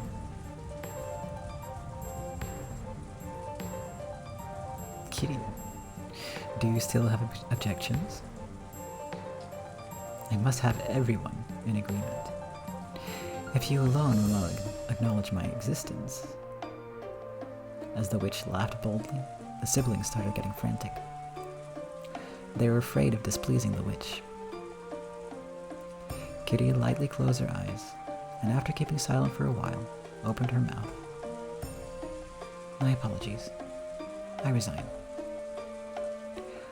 Only Kiryu had faced the witch with stern eyes until the end. However, this had only resulted in her refusing to accept the truth for a short time. The truth, the being that was before her eyes, couldn't be denied. Devils had already been proven. I also acknowledge it. You are Beatrice, the Ushiramiya family alchemist, and a user of great magic. I must acknowledge the fact that you are a witch.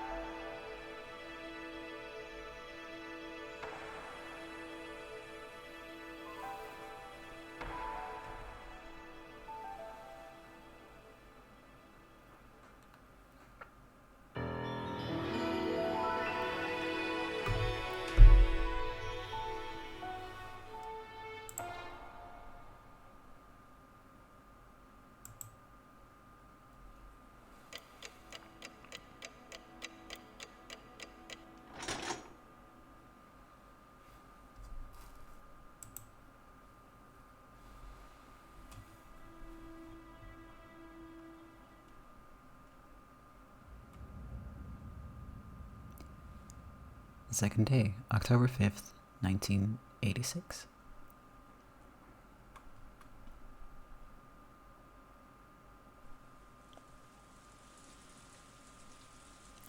This is the point at which I should remind you all of the content warnings that are up on the screen right now. They will become relevant soon-ish. What is that sound that always fills my ears? Is it the sound of the rain? The sound of a waterfall? Or could it be radio static? If not, I want it to be the sound of blood flowing through my body.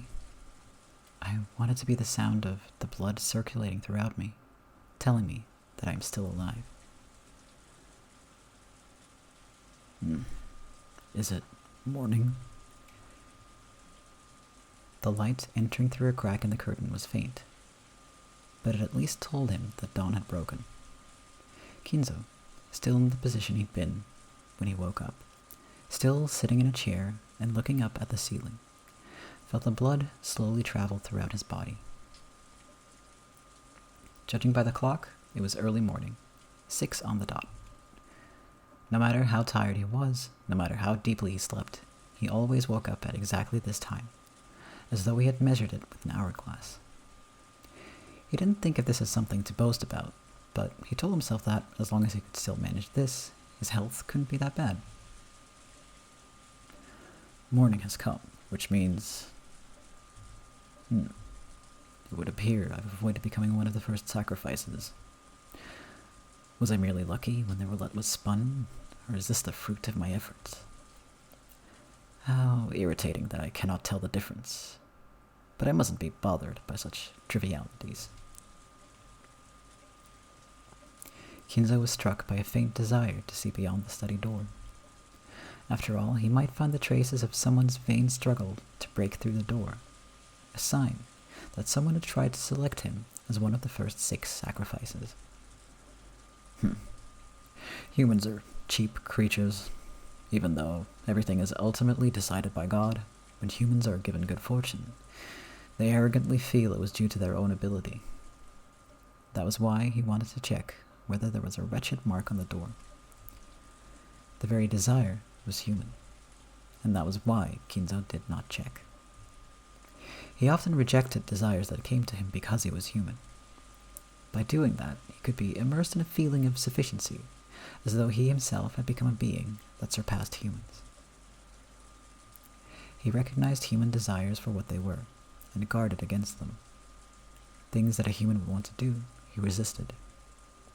This eccentricity and rebellious nature had surely given him a rare genius, making it possible for him to succeed in his exploits as he revived the Ushinomiya family in a single generation.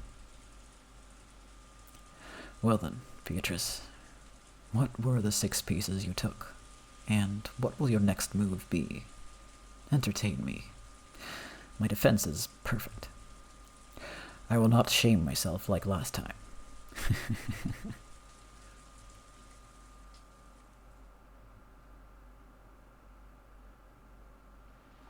The servants woke early.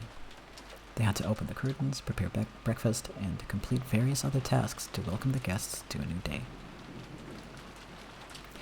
Goda was the most enthusiastic.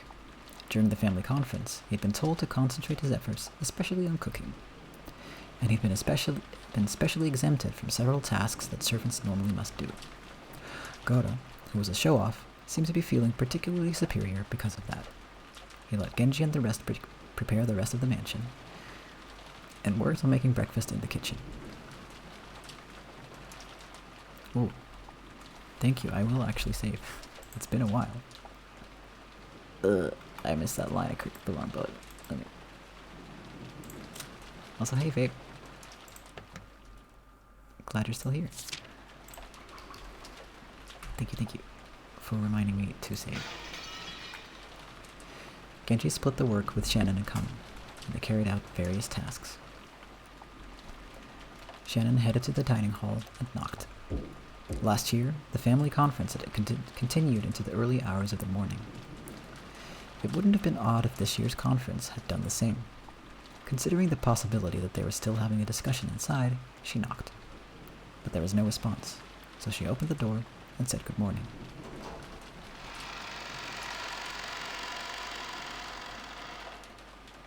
Good morning. Is anyone there? The room was cold, and the conference seemed to have ended a long time before. There was a tea set on the table from which they'd probably been drinking, arranged in a way that would make it easy to clean up. Cleaning up the tea was the servant's job. If the family members were extra generous and cleaned it up themselves, the servants would lose face. So it was a truly pleasant act of kindness for the family to do only this much. As she approached the table to clean it, she noticed something like a memo that had been left near the utensils and cups. Since it was right next to the tea set, Shannon picked it up, naturally thinking it was a memo for the servant doing the cleaning. Written there was not a request, nor was it thanks for preparing the tea. There was just a single word. Shannon looked at it blankly and read it out loud. Chapel.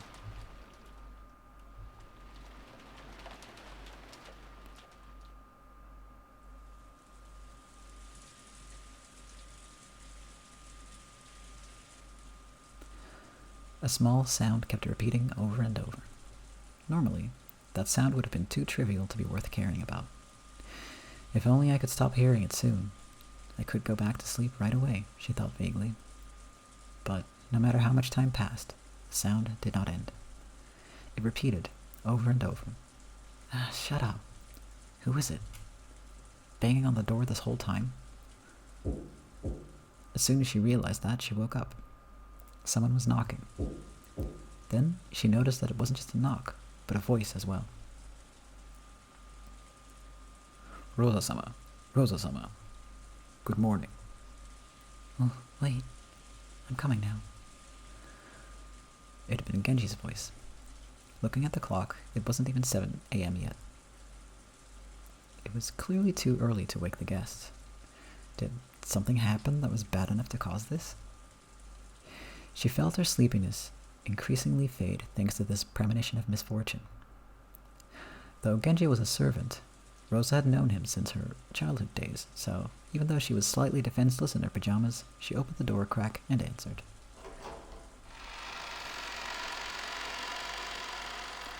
Good morning. I apologize for waking you this early. Did something happen? Yes. Actually, at the chapel. Genji whispered something into Rosa's ear. For a second, it seemed Rosa couldn't understand what she'd been told.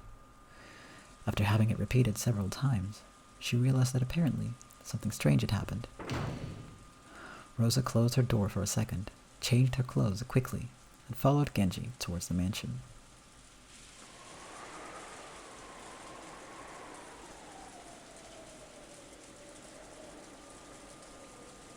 The chapel requires some explanation. It wasn't in the mansion, but in a grove behind it, a short walk's distance away. It had been built at the same time as the mansion, so though its walls had been repaired many times, making it look new from the outside, it was a very old building. Rosa dashed through the rain, along with Genji. Just like the previous night, the rain was falling in earnest.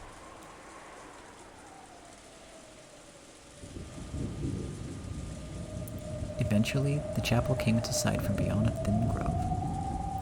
Just looking at it from the outside, it seemed a place of dazzling beauty, where a pair of young lovers might want to get married. However, Kinzo apparently viewed it as a very sacred place, so Rosa and her siblings had been given strict instructions not to approach it unnecessarily. Even though they were all grown up now, approaching the chapel for any reason would still make them feel guilty, and also afraid, as if their father might get angry and hit them in the face. The servants' silhouettes could be seen in front of the chapel's entrance. Gora, Shannon, and Kamu. Which meant that all of the servants on the morning shift had gathered. A short while ago, Genji had spoken to Rosa, telling her what the situation was. However, without laying eyes on it directly, she definitely hadn't been able to understand. It was probably the same for all the servants gathered here as well. Without seeing it with their own eyes, they wouldn't have been able to understand what was going on.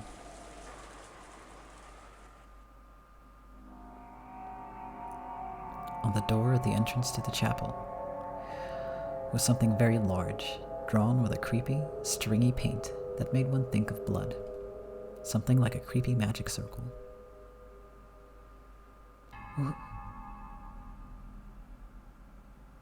What is this? When was it drawn here? The servants looked at each other. Gora was the first to open his mouth. My apologies. We don't usually enter this building, so we don't know when it was made. Then who was the first person to find it? It was me. When I went to the dining hall to clean up the tea set, I found a memo with chapel written on it. Shannon held out the memo with a shaking hand. Whose handwriting is it? It isn't Nissan's or Nason's. So, after that you came here and found this, right? Yes. Rosa-san, look at this. What? Happy Halloween for... What? Kanon pointed at a single line of English written below the creepy magic circle. Until it had been pointed out to her, she thought it was just another part of the magic circle. There, the following words were written in English. Happy Halloween for Maria. Happy Halloween for Maria. This creepy magic circle was for Maria. Happy Halloween. Yesterday, only one person had said Happy Halloween to Maria. The key phrase matched. It was the Golden Witch, Beatrice.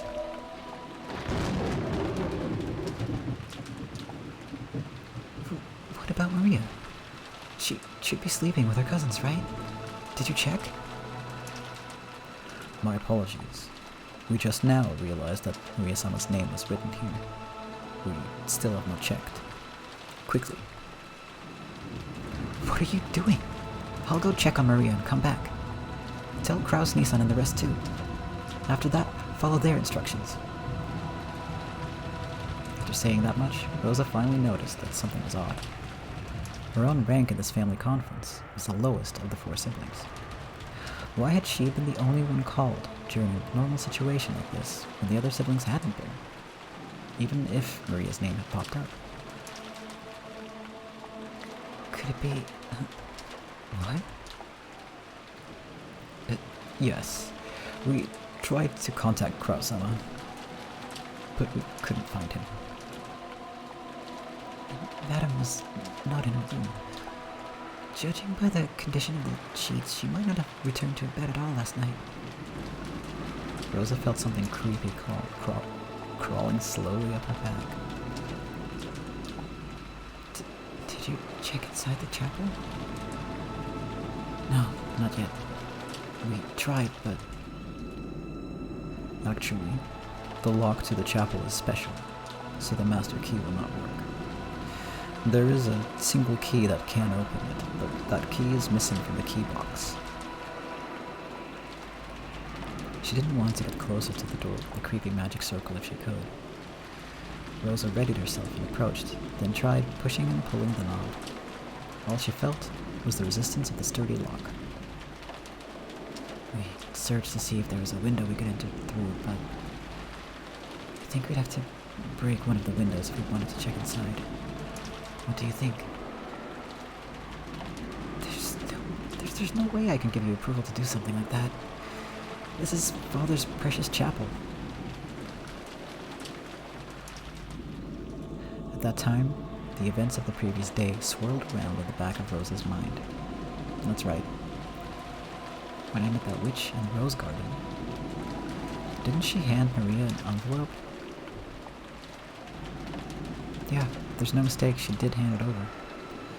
When Maria tried to open it, the witch told her not to do it yet, and then she surely said, "The time to open that will come soon." Rosa was sure. There could be no mistake.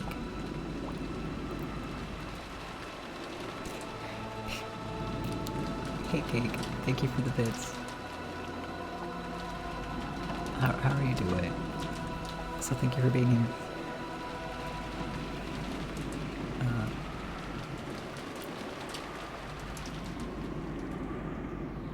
Okay, thank you. The envelope Maria had received was...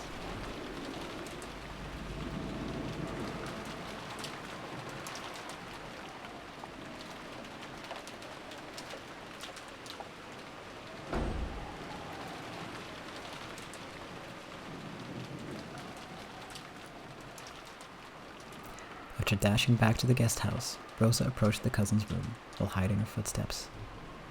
Softly opened the door and peered inside. From the inside, she could hear the healthy snores typical of young people. There were 4 children, and Maria was there, sleeping soundly. After breathing a sigh of relief, she entered the room with quiet footsteps. She was after Maria's handbag, which was resting on the sofa. Maria always liked carrying her treasures around with her. She was probably emulating how her mother always carried her makeup with her. Of course, she was just imitating her mother, so everything on the inside was junk. In Maria's case, it was full of small, creepy, occult items, notebooks describing things of that nature, and so on. Rosa had never been happy to see her daughter walking around with things like that, which weren't girlish at all. However, trying to force Maria to stop had resulted in a big fight, so she decided to let it be. Here, this is it. A Western envelope with the crest of the gold eagle. When she took it out of the bag, she realized there was a heavy, vaguely cylindrical object inside. She could tell by its feel and its weight. There was no doubt. This was a key. After turning around and checking that Maria was still sound asleep, Rosa tore open the envelope and the contents spilled out into her palm. It was a key with an old and intricate design. Rosa gripped that key and dashed out. Battler seemed to have noticed that sound, but after grumbling and turning over in his sleep, he started snoring again.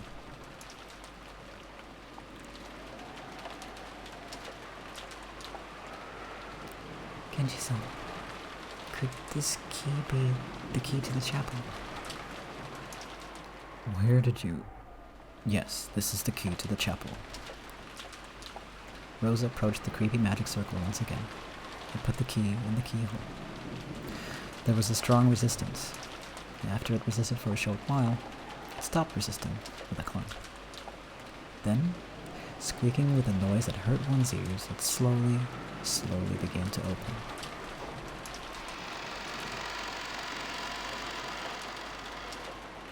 Is anyone there? Her voice reverberated throughout the massive room. Of course, there was no answer.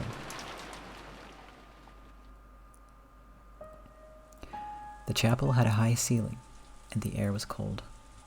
And even on this rainy, unsettling day, it felt sacred for some reason. The servants timidly followed after Rosa. Rosa-sama, look at that. Kano noticed it immediately and pointed. Over there was the altar. In the place that would normally have a pastor preaching of God's love, there was a table that shouldn't have been there. At first, it looked like a dining table. There actually were gorgeous plates and utensils placed there, making it look like a child's birthday party or something. Upon closer inspection, the surrounding area had been decorated with pumpkins and black and orange ribbons. They were probably Halloween decorations. And there were people seated at the table. 3 people on each side facing each other, seated in chairs. They could be recognized at a glance. Kraus and his wife, Eva and her husband, and Rudolf and his wife. But if you wanted to be sure, you'd still have to go even closer and check. Because they seemed almost like dolls. Rosa and the rest had opened the door, entered all at once with the sound of many footsteps, and called out, asking if anyone was there. And yet there had been no reaction. Even if Rosa and the rest assumed they were being ignored, you'd still expect there to be some kind of reaction. And there hadn't been even that.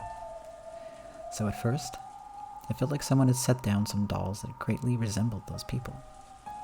By now, it wasn't just Rosa, Shannon and Kanon, and even Goda. They were all fighting frantically with the creepy emotion that grasped their hearts.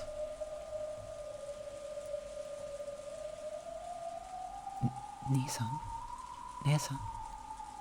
As she walked towards the altar, she called out again, but there was still no reaction. Yes, by now, Rosa was sure of it. She was sure these weren't dolls, but the people themselves. This is... They grew close enough to see clearly what lay on the table. It still looked like an adorable banquet, reminiscent of a child's birthday party. Plates piled up with sweets, cute pitchers with drinks, all kinds of pumpkin-shaped ornaments. They were all decorated in Halloween style. And, while this probably wasn't the time to be thinking it, Maria would surely have been delighted to see all this. That was the state of the tables they sat in front of, apparently asleep. It was an eerie scene, as though a small, fun-looking Halloween party had been stopped in time. They're all sleeping? When she approached even closer to them, she realized there were snacks scattered all over the floor. Can I vape? Dipping out just in time. Candies, cookies, soda, and chocolates, all with heavily fantasy-themed packaging. They were all scattered across the carpet, covered with blackberry and cranberry jam.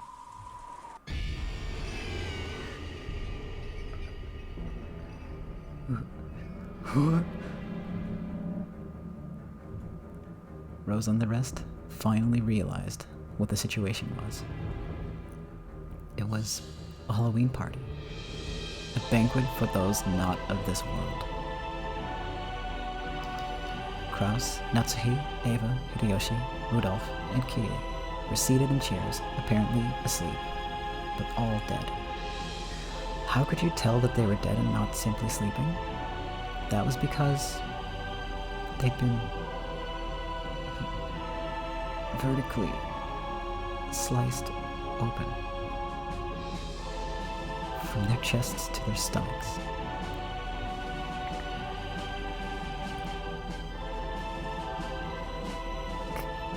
Gross-sama.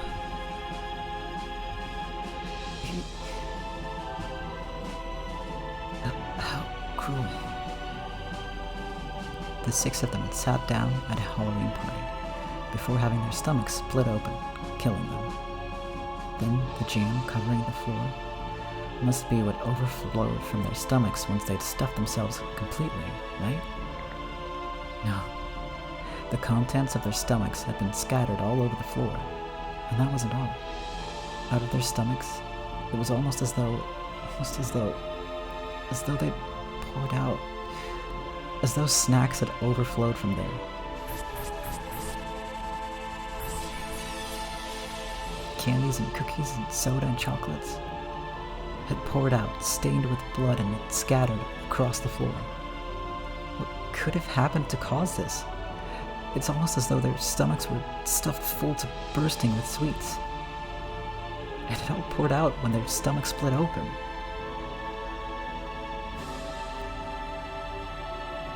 Rosa remembered a certain shocking meal, a turkey that had been served at her own birthday.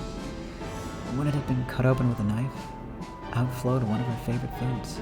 But since she hadn't been told what was inside, the deep red ketchup omelet rice poured out like bloody maggots. Pulsing, dripping, slimy, pulpy, squelching.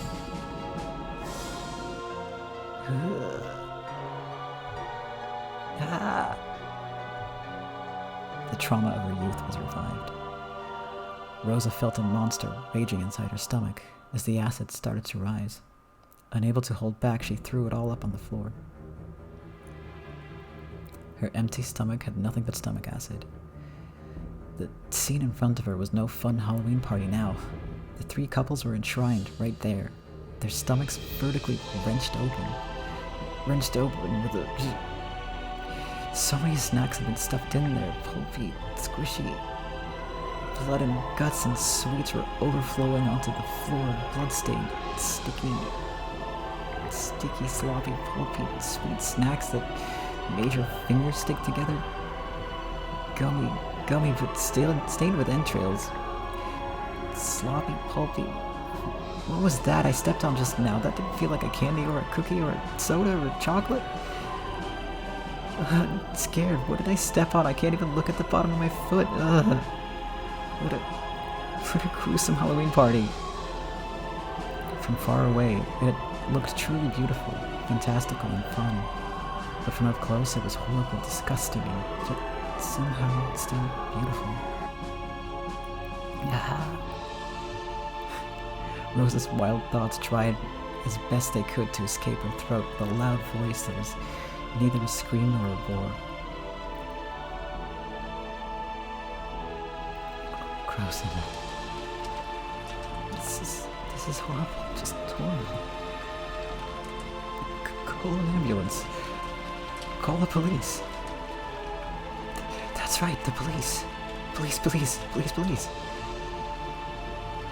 If a word so tied to reality hadn't come out of Goda's mouth, Rosa and the rest would probably have found themselves unable to escape that nightmare's party even now. But it wasn't because they thought the police might be able to do something.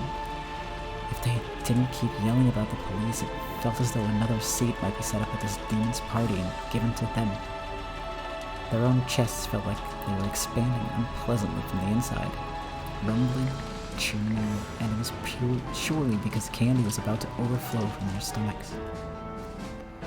Rosa, once again tortured by a desire to vomit, threw her stomach acid up on the floor, and then she searched to see if there was any candy in it. Anyway. Rosa coughed violently again, forcefully spitting out the stomach acid that had been burning in her throat. She realized that by now, her whole body had been covered in a filthy sweat. Kenji-san, Shan-chan, please contact father and ask for instructions. Goda-san, go with Kanon-kun and call the police. Then have Dr. Nanjo come here. Why even bring Dr. Nanjo here? It's a bit too late for medical care. The servants accepted their orders and dashed outside. After watching them leave, Rosa once again stared at her siblings, with whom she'd spent good times and bad, and their partners. And though there could be nothing more tragic than this scene, for some reason, she was tempted to describe these fantastical deaths as beautiful.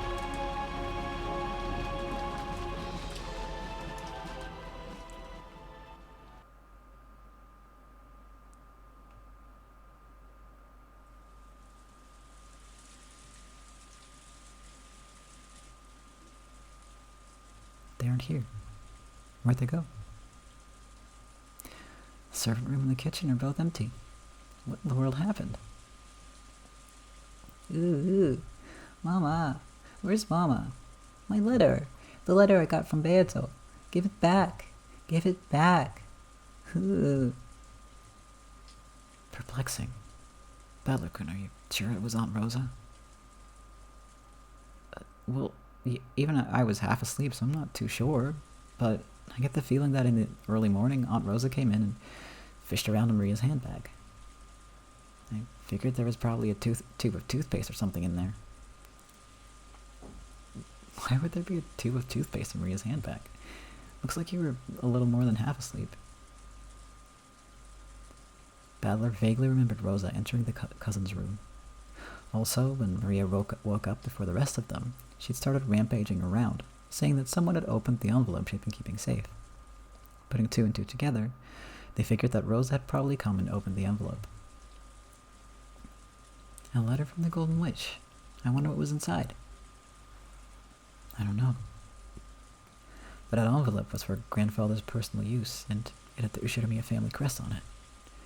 Whatever was inside, must have had some connection to the family conference. She hadn't let anyone touch it, but yesterday, Maria had shown that envelope off to Battler and the rest a whole lot, so they remembered it well. Ooh. Mama, give it back. Mama, give it back. Ooh. Well, if you're right, it'd have to be pretty important. Why would this mighty witch give something that important to Maria? I don't get it. Every once in a while, the refreshing morning atmosphere was completely wiped out by the sound of thunder. It was only natural. Since the moment they'd woken up, they hadn't met anyone else. It was like only they were left, as if the mansion had become an empty husk. Hey, anyone there? Answer me! Jessica called out into the hallway, and eventually, an answer came back. It came from the entrance hall. I can hear you. Has something happened? It's Dr. Nanjo. Thank goodness. It looks like everyone but us hasn't disappeared from this island after all. Dr. Nanjo, good morning. Sorry. Do you know where our parents went? Dear me. I only just woke up and came here, you see. I have no way of knowing for sure, but let's see. It was only natural. Nanjo was a guest just like the rest of them. He'd come just now to pass the time in the parlor until breakfast. Ooh. Dr. Nanjo, Mama took it. Mama took my letter. Give it back. Give it back. Ooh. Maria bared her face in Nanjo's plump stomach, sobbing and crying. Nanjo could do nothing but be bewildered by this ruckus so early in the morning. Ah, someone's running this way. Jessica, someone's coming. From down the hall, they could sense people running hurriedly. They saw Goda and Kano coming towards them.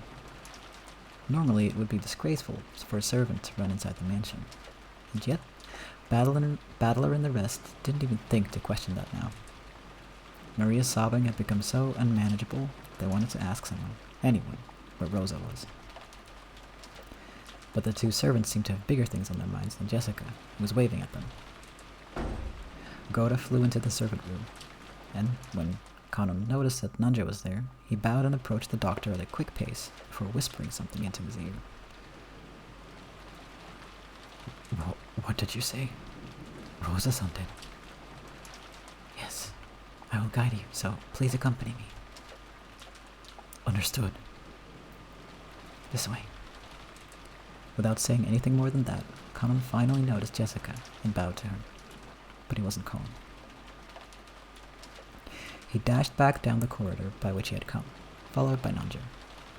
By looking at how hurried they were, Battler and the rest realized that yes, something bad really had happened. They saw Goda through the door to the servant room, which had been flung open. He was holding the receiver and violently pressing the hook. From that, they realized he was trying to call a hospital or the police. In any event, he was trying to call someone because a serious emergency had occurred. Let's have a look. Yeah. Mama, give it back. Give back my letter. It's an invitation to the Golden Land. They didn't know what, but something was happening. Battler and the rest chased after Kanon and Nanjo. And then we realized. Kanon had called Dr. Nanjo, but he hadn't called us, so we shouldn't have gone with them. I wonder if Alice regretted her excess curiosity when she chased after that rabbit holding a clock.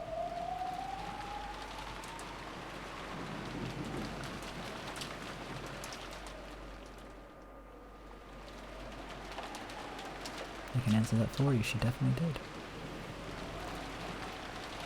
No, you mustn't go in. You mustn't look. Jessica-chan, no.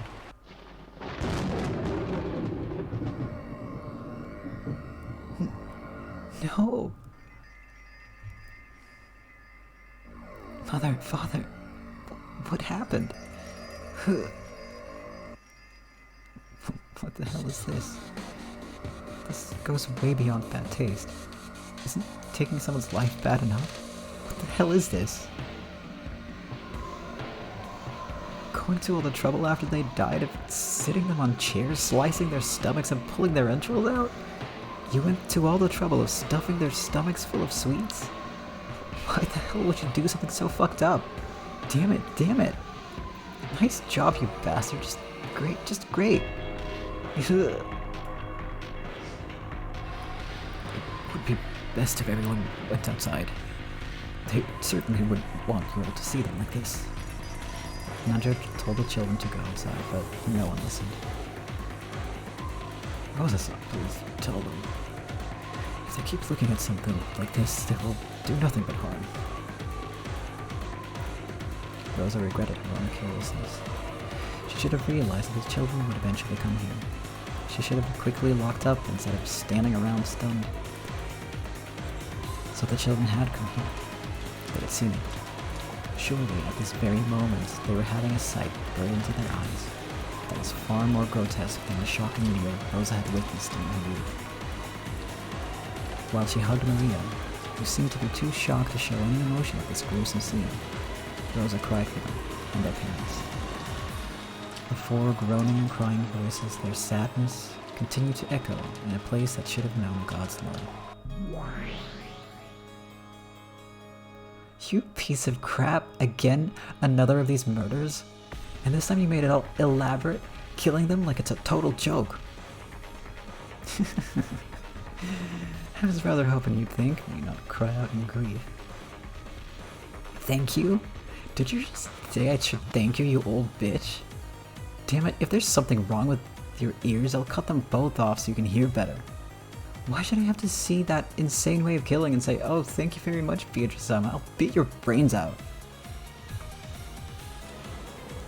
In the last game, you lamented the fact that you couldn't see your parents' faces after they died, yes? So this time I left them. Didn't touch them. Take a good look, for without a doubt, your father and the rest have been killed. Really, what a nice treat, I'm so fucking happy. I swear I'd plow your face after I choke the life out of you, but I take that back now. I'll rip out your guts instead. Don't give in to emotion. Don't stop thinking. My game has already begun, right? I decided to leave you neat and tidy corpses this time. Do you know why? When you denied my existence in the last game, you used this line of thinking. Their faces were crushed, so the identity of the corpses can't be confirmed. Therefore, you can't eliminate the possibility that fake corpses were prepared to create an alibi. Unless that possibility is denied, a human culprit theory can still be built. What did you say? So, Battler, is it okay to leave the examination of the corpses to Nanjo?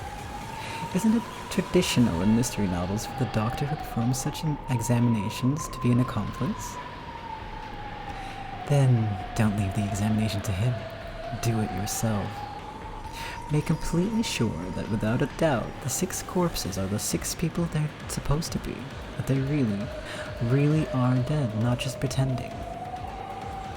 If you wish to confirm that your father and mother have been killed by having their stomachs cut open and their entrails pulled out, you'd better stick your hand inside their stomachs and feel around.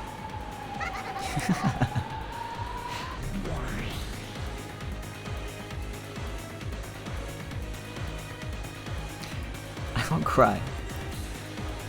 Damn it, I won't cry. Battler suddenly yelled. His tears were still dripping down, but as though scolding himself for being a sissy, he slapped his face hard several times with both hands. Even so, the tears still wouldn't stop. However, he felt a hot blaze in both his eyes. Whoever's responsible for this piece of work, I'll make them pay back their debt completely. So, this isn't the time to cry. Gotta think about what to do. It's useless. It's all useless. If you've got enough time to cry, then think. This is no time to let yourself cry. Rather than genuine anger, maybe it was more of an evasive anger to blot out his sadness. However, it gave a little courage to George and Jessica, who'd been crushed by the sadness. That's right. Even if we cry, it won't change the reality of what has happened. Damn it. Then what should we do? What should I do for Mom and Dad's sakes? Rosa-sama, I have returned. Koda-sama, what happened with the police? What did they say to do? Did they say when they think they'll be able to get here? As to that, it seems the phones have broken down. I also tried the emergency wireless, but maybe it's the weather, but that isn't working either. What did you say? So we can't contact the police? It's that person. They did something to the phone line, made it so we can't reach the cops. When she heard that the phones had broken down, Jessica immediately decided that it was the work of that mystery guest. Her eyes were bright red after so much crying, and they began to grow even redder with rage. There's no need to talk about it, right? I understand everything. That's right, I get it. Who killed Dad and Mom? It's obviously her. It's gotta be that witch or whatever who came yesterday. I'll grab her by the collar. Damn it, damn it, damn it. Jessica-chan, wait. Gora-san, come, go. Yes, ma'am. Milady, wait. Covering her uncontrollable sadness with anger, Jessica ran outside, torn apart by emotion. Thinking about it hastily, maybe the mystery guest who had arrived yesterday, Beatrice, was suspicious.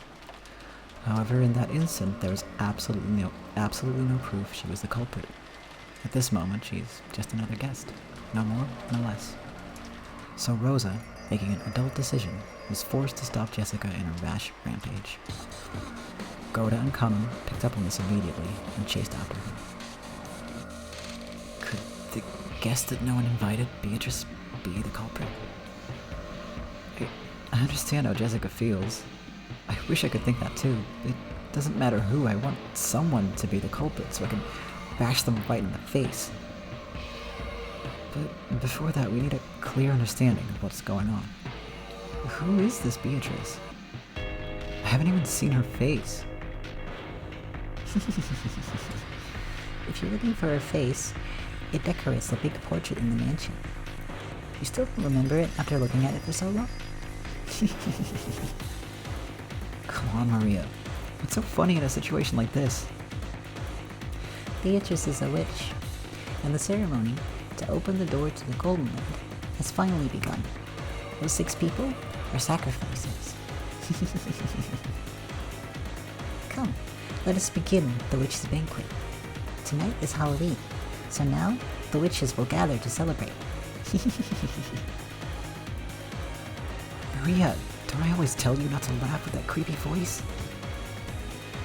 The crisp sound of Rosa slapping Maria's cheek echoed through the high-ceilinged chapel.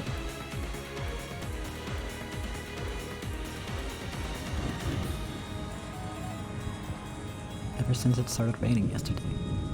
No, ever since the island was swallowed by the typhoon, I felt as though something was wrong. It was bright and sunny when I arrived in Little Kanjima, since I'd gotten up early and was sleepy when I took a nap. When I woke up, it had already started raining, and ever since that time, suddenly a mysterious visitor calling herself the Golden Witch Beatrice arrived, and it felt like I was sinking, bit by bit, into a bizarre world. What the heck happened while I was napping? Am I supposed to believe this island was sealed off inside a different world where common sense doesn't apply? Who is this person called Beatrice? Is some unknown person trying to involve themselves with the inheritance problem, just like our parents were freaking out about at dinner last night? Or is the culprit this witch from the Legend of the Gold, just like Maria said? Even if we set Jessica's temper aside, given the circumstances, it's probably safe to say that this visitor person is the most suspicious. But we mustn't make up our minds based on that alone. It's useless, it's all useless. I smacked my face with both hands again, cooling off my brains before they overloaded, even though it might have been a waste of effort. This is one of Grandfather's envelopes. On a tray, piled up with sweets that decorated the table, George Aniki found a Western envelope that had the Ushinomiya family crest done on it in gold leaf. And it was unopened. Which means it's probably meant for us, right? If it was something bad and the others read, it should be open. It seems your reasoning is correct. It's written right here. Someone wrote, "To those who remain." Is that a letter the culprit left? What's inside? Aniki, let's open it. After nodding silently, George Aniki broke the seal. A folded letter came out. Read it. Welcome to Rokajima, members of the Ushinomiya family. I am Beatrice, the alchemist for this family employed by Kinzo-sama himself. That letter really was a joke.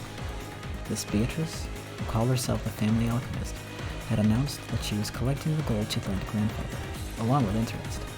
And that interest was everything grandfather had created. Since this tragedy was right before our eyes as this paragraph is being read aloud, it clearly wasn't referring just to the wealth that grandfather had built up. It was literal. Everything grandfather had created. In other words, all of grandfather's descendants were included in the interest. You bastard. What a screwed up contract. Lives as interest for gold, you say? That's almost like a contract with the devil, isn't it? You think that makes you look more like a witch? Don't make me laugh. Special clause. However, if someone is able to discover the hidden gold of this contract, Beatrice must abandon these rights for all time. Kinzo-sama has already publicly displayed the location of the hidden gold within the epitaph under my portrait. In other words, it's something like this. If these murders represent her collecting interest, then she's telling us to try and find the gold she gave grandfather if we want her to stop. And she's also saying that the secret pointing to the gold is hidden in the portrait epitaph. So basically this is a letter of challenge from the witch? She's telling us to try and solve the code that points to the hidden gold if we can? And if we can, she'll keep collecting the interest as planned? Beat you to death, bring it on! Bad looking. Look.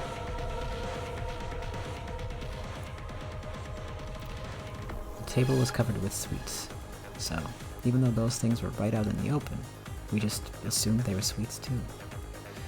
I mean, come on, you see them a lot, right? You know, those boxes of chocolates shaped like gold ingots. This is no box of candy. It's the real thing. This is a real gold bar. It's inscribed with the crest of the one-winged eagle. I heard Mother talking about this earlier. This is a gold bar from grandfather's legend of the gold. Gold ingots weighing a full 10 kilograms, a whole 3 of them, were piled up in the very center of the table. It was where a cake would be placed if it was a birthday party. In other words, this was, without a doubt, the birthday cake at the party known as the family conference. If these really are 4 9's quality ingots, it's worth about 60 million yen. Dumbass, that's too cheap. Our parents have been killed and all you've gotten is this pile of just 60 million yen in gold? Don't take us for fools, damn it. So it has begun, Beatrice. It's not like anyone can solve this riddle anyway. So, Beato will definitely win. Quickly, open the door to the golden land and take me with you.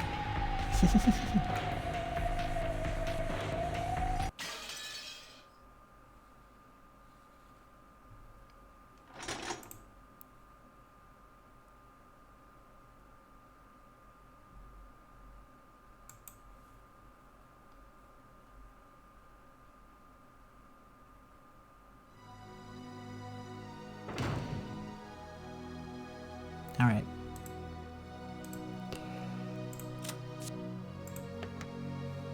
the music is making me want to keep going, but like I said before, my voice is a little and I also need to go eat something. So that's what we're gonna call it for today. Let me just double check that I actually saved. Yes, I sure did. And switch over to our end screen, and I'll sign off. Also, gonna fix the volume. That is the wrong button. Only professional streams here. Okay, there we go. Man, what an episode. Yeah, so we're gonna continue next week, as planned, and I hope to see you all there.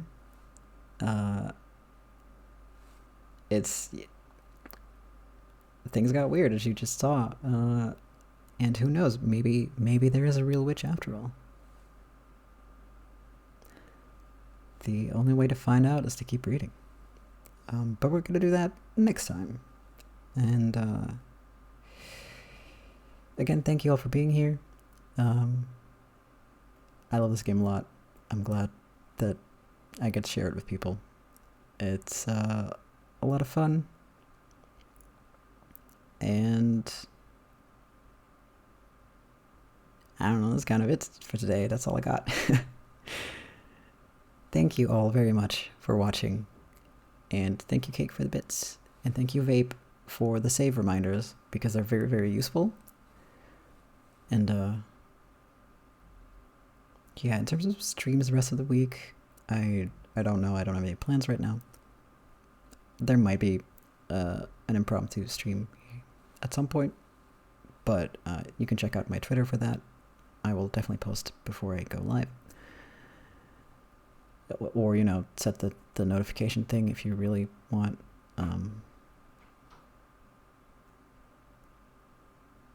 For Twitch. But yeah, aside from that, we're just going to be back at the usual time on Tuesday. And then at the usual time on Wednesday again with more Umineko.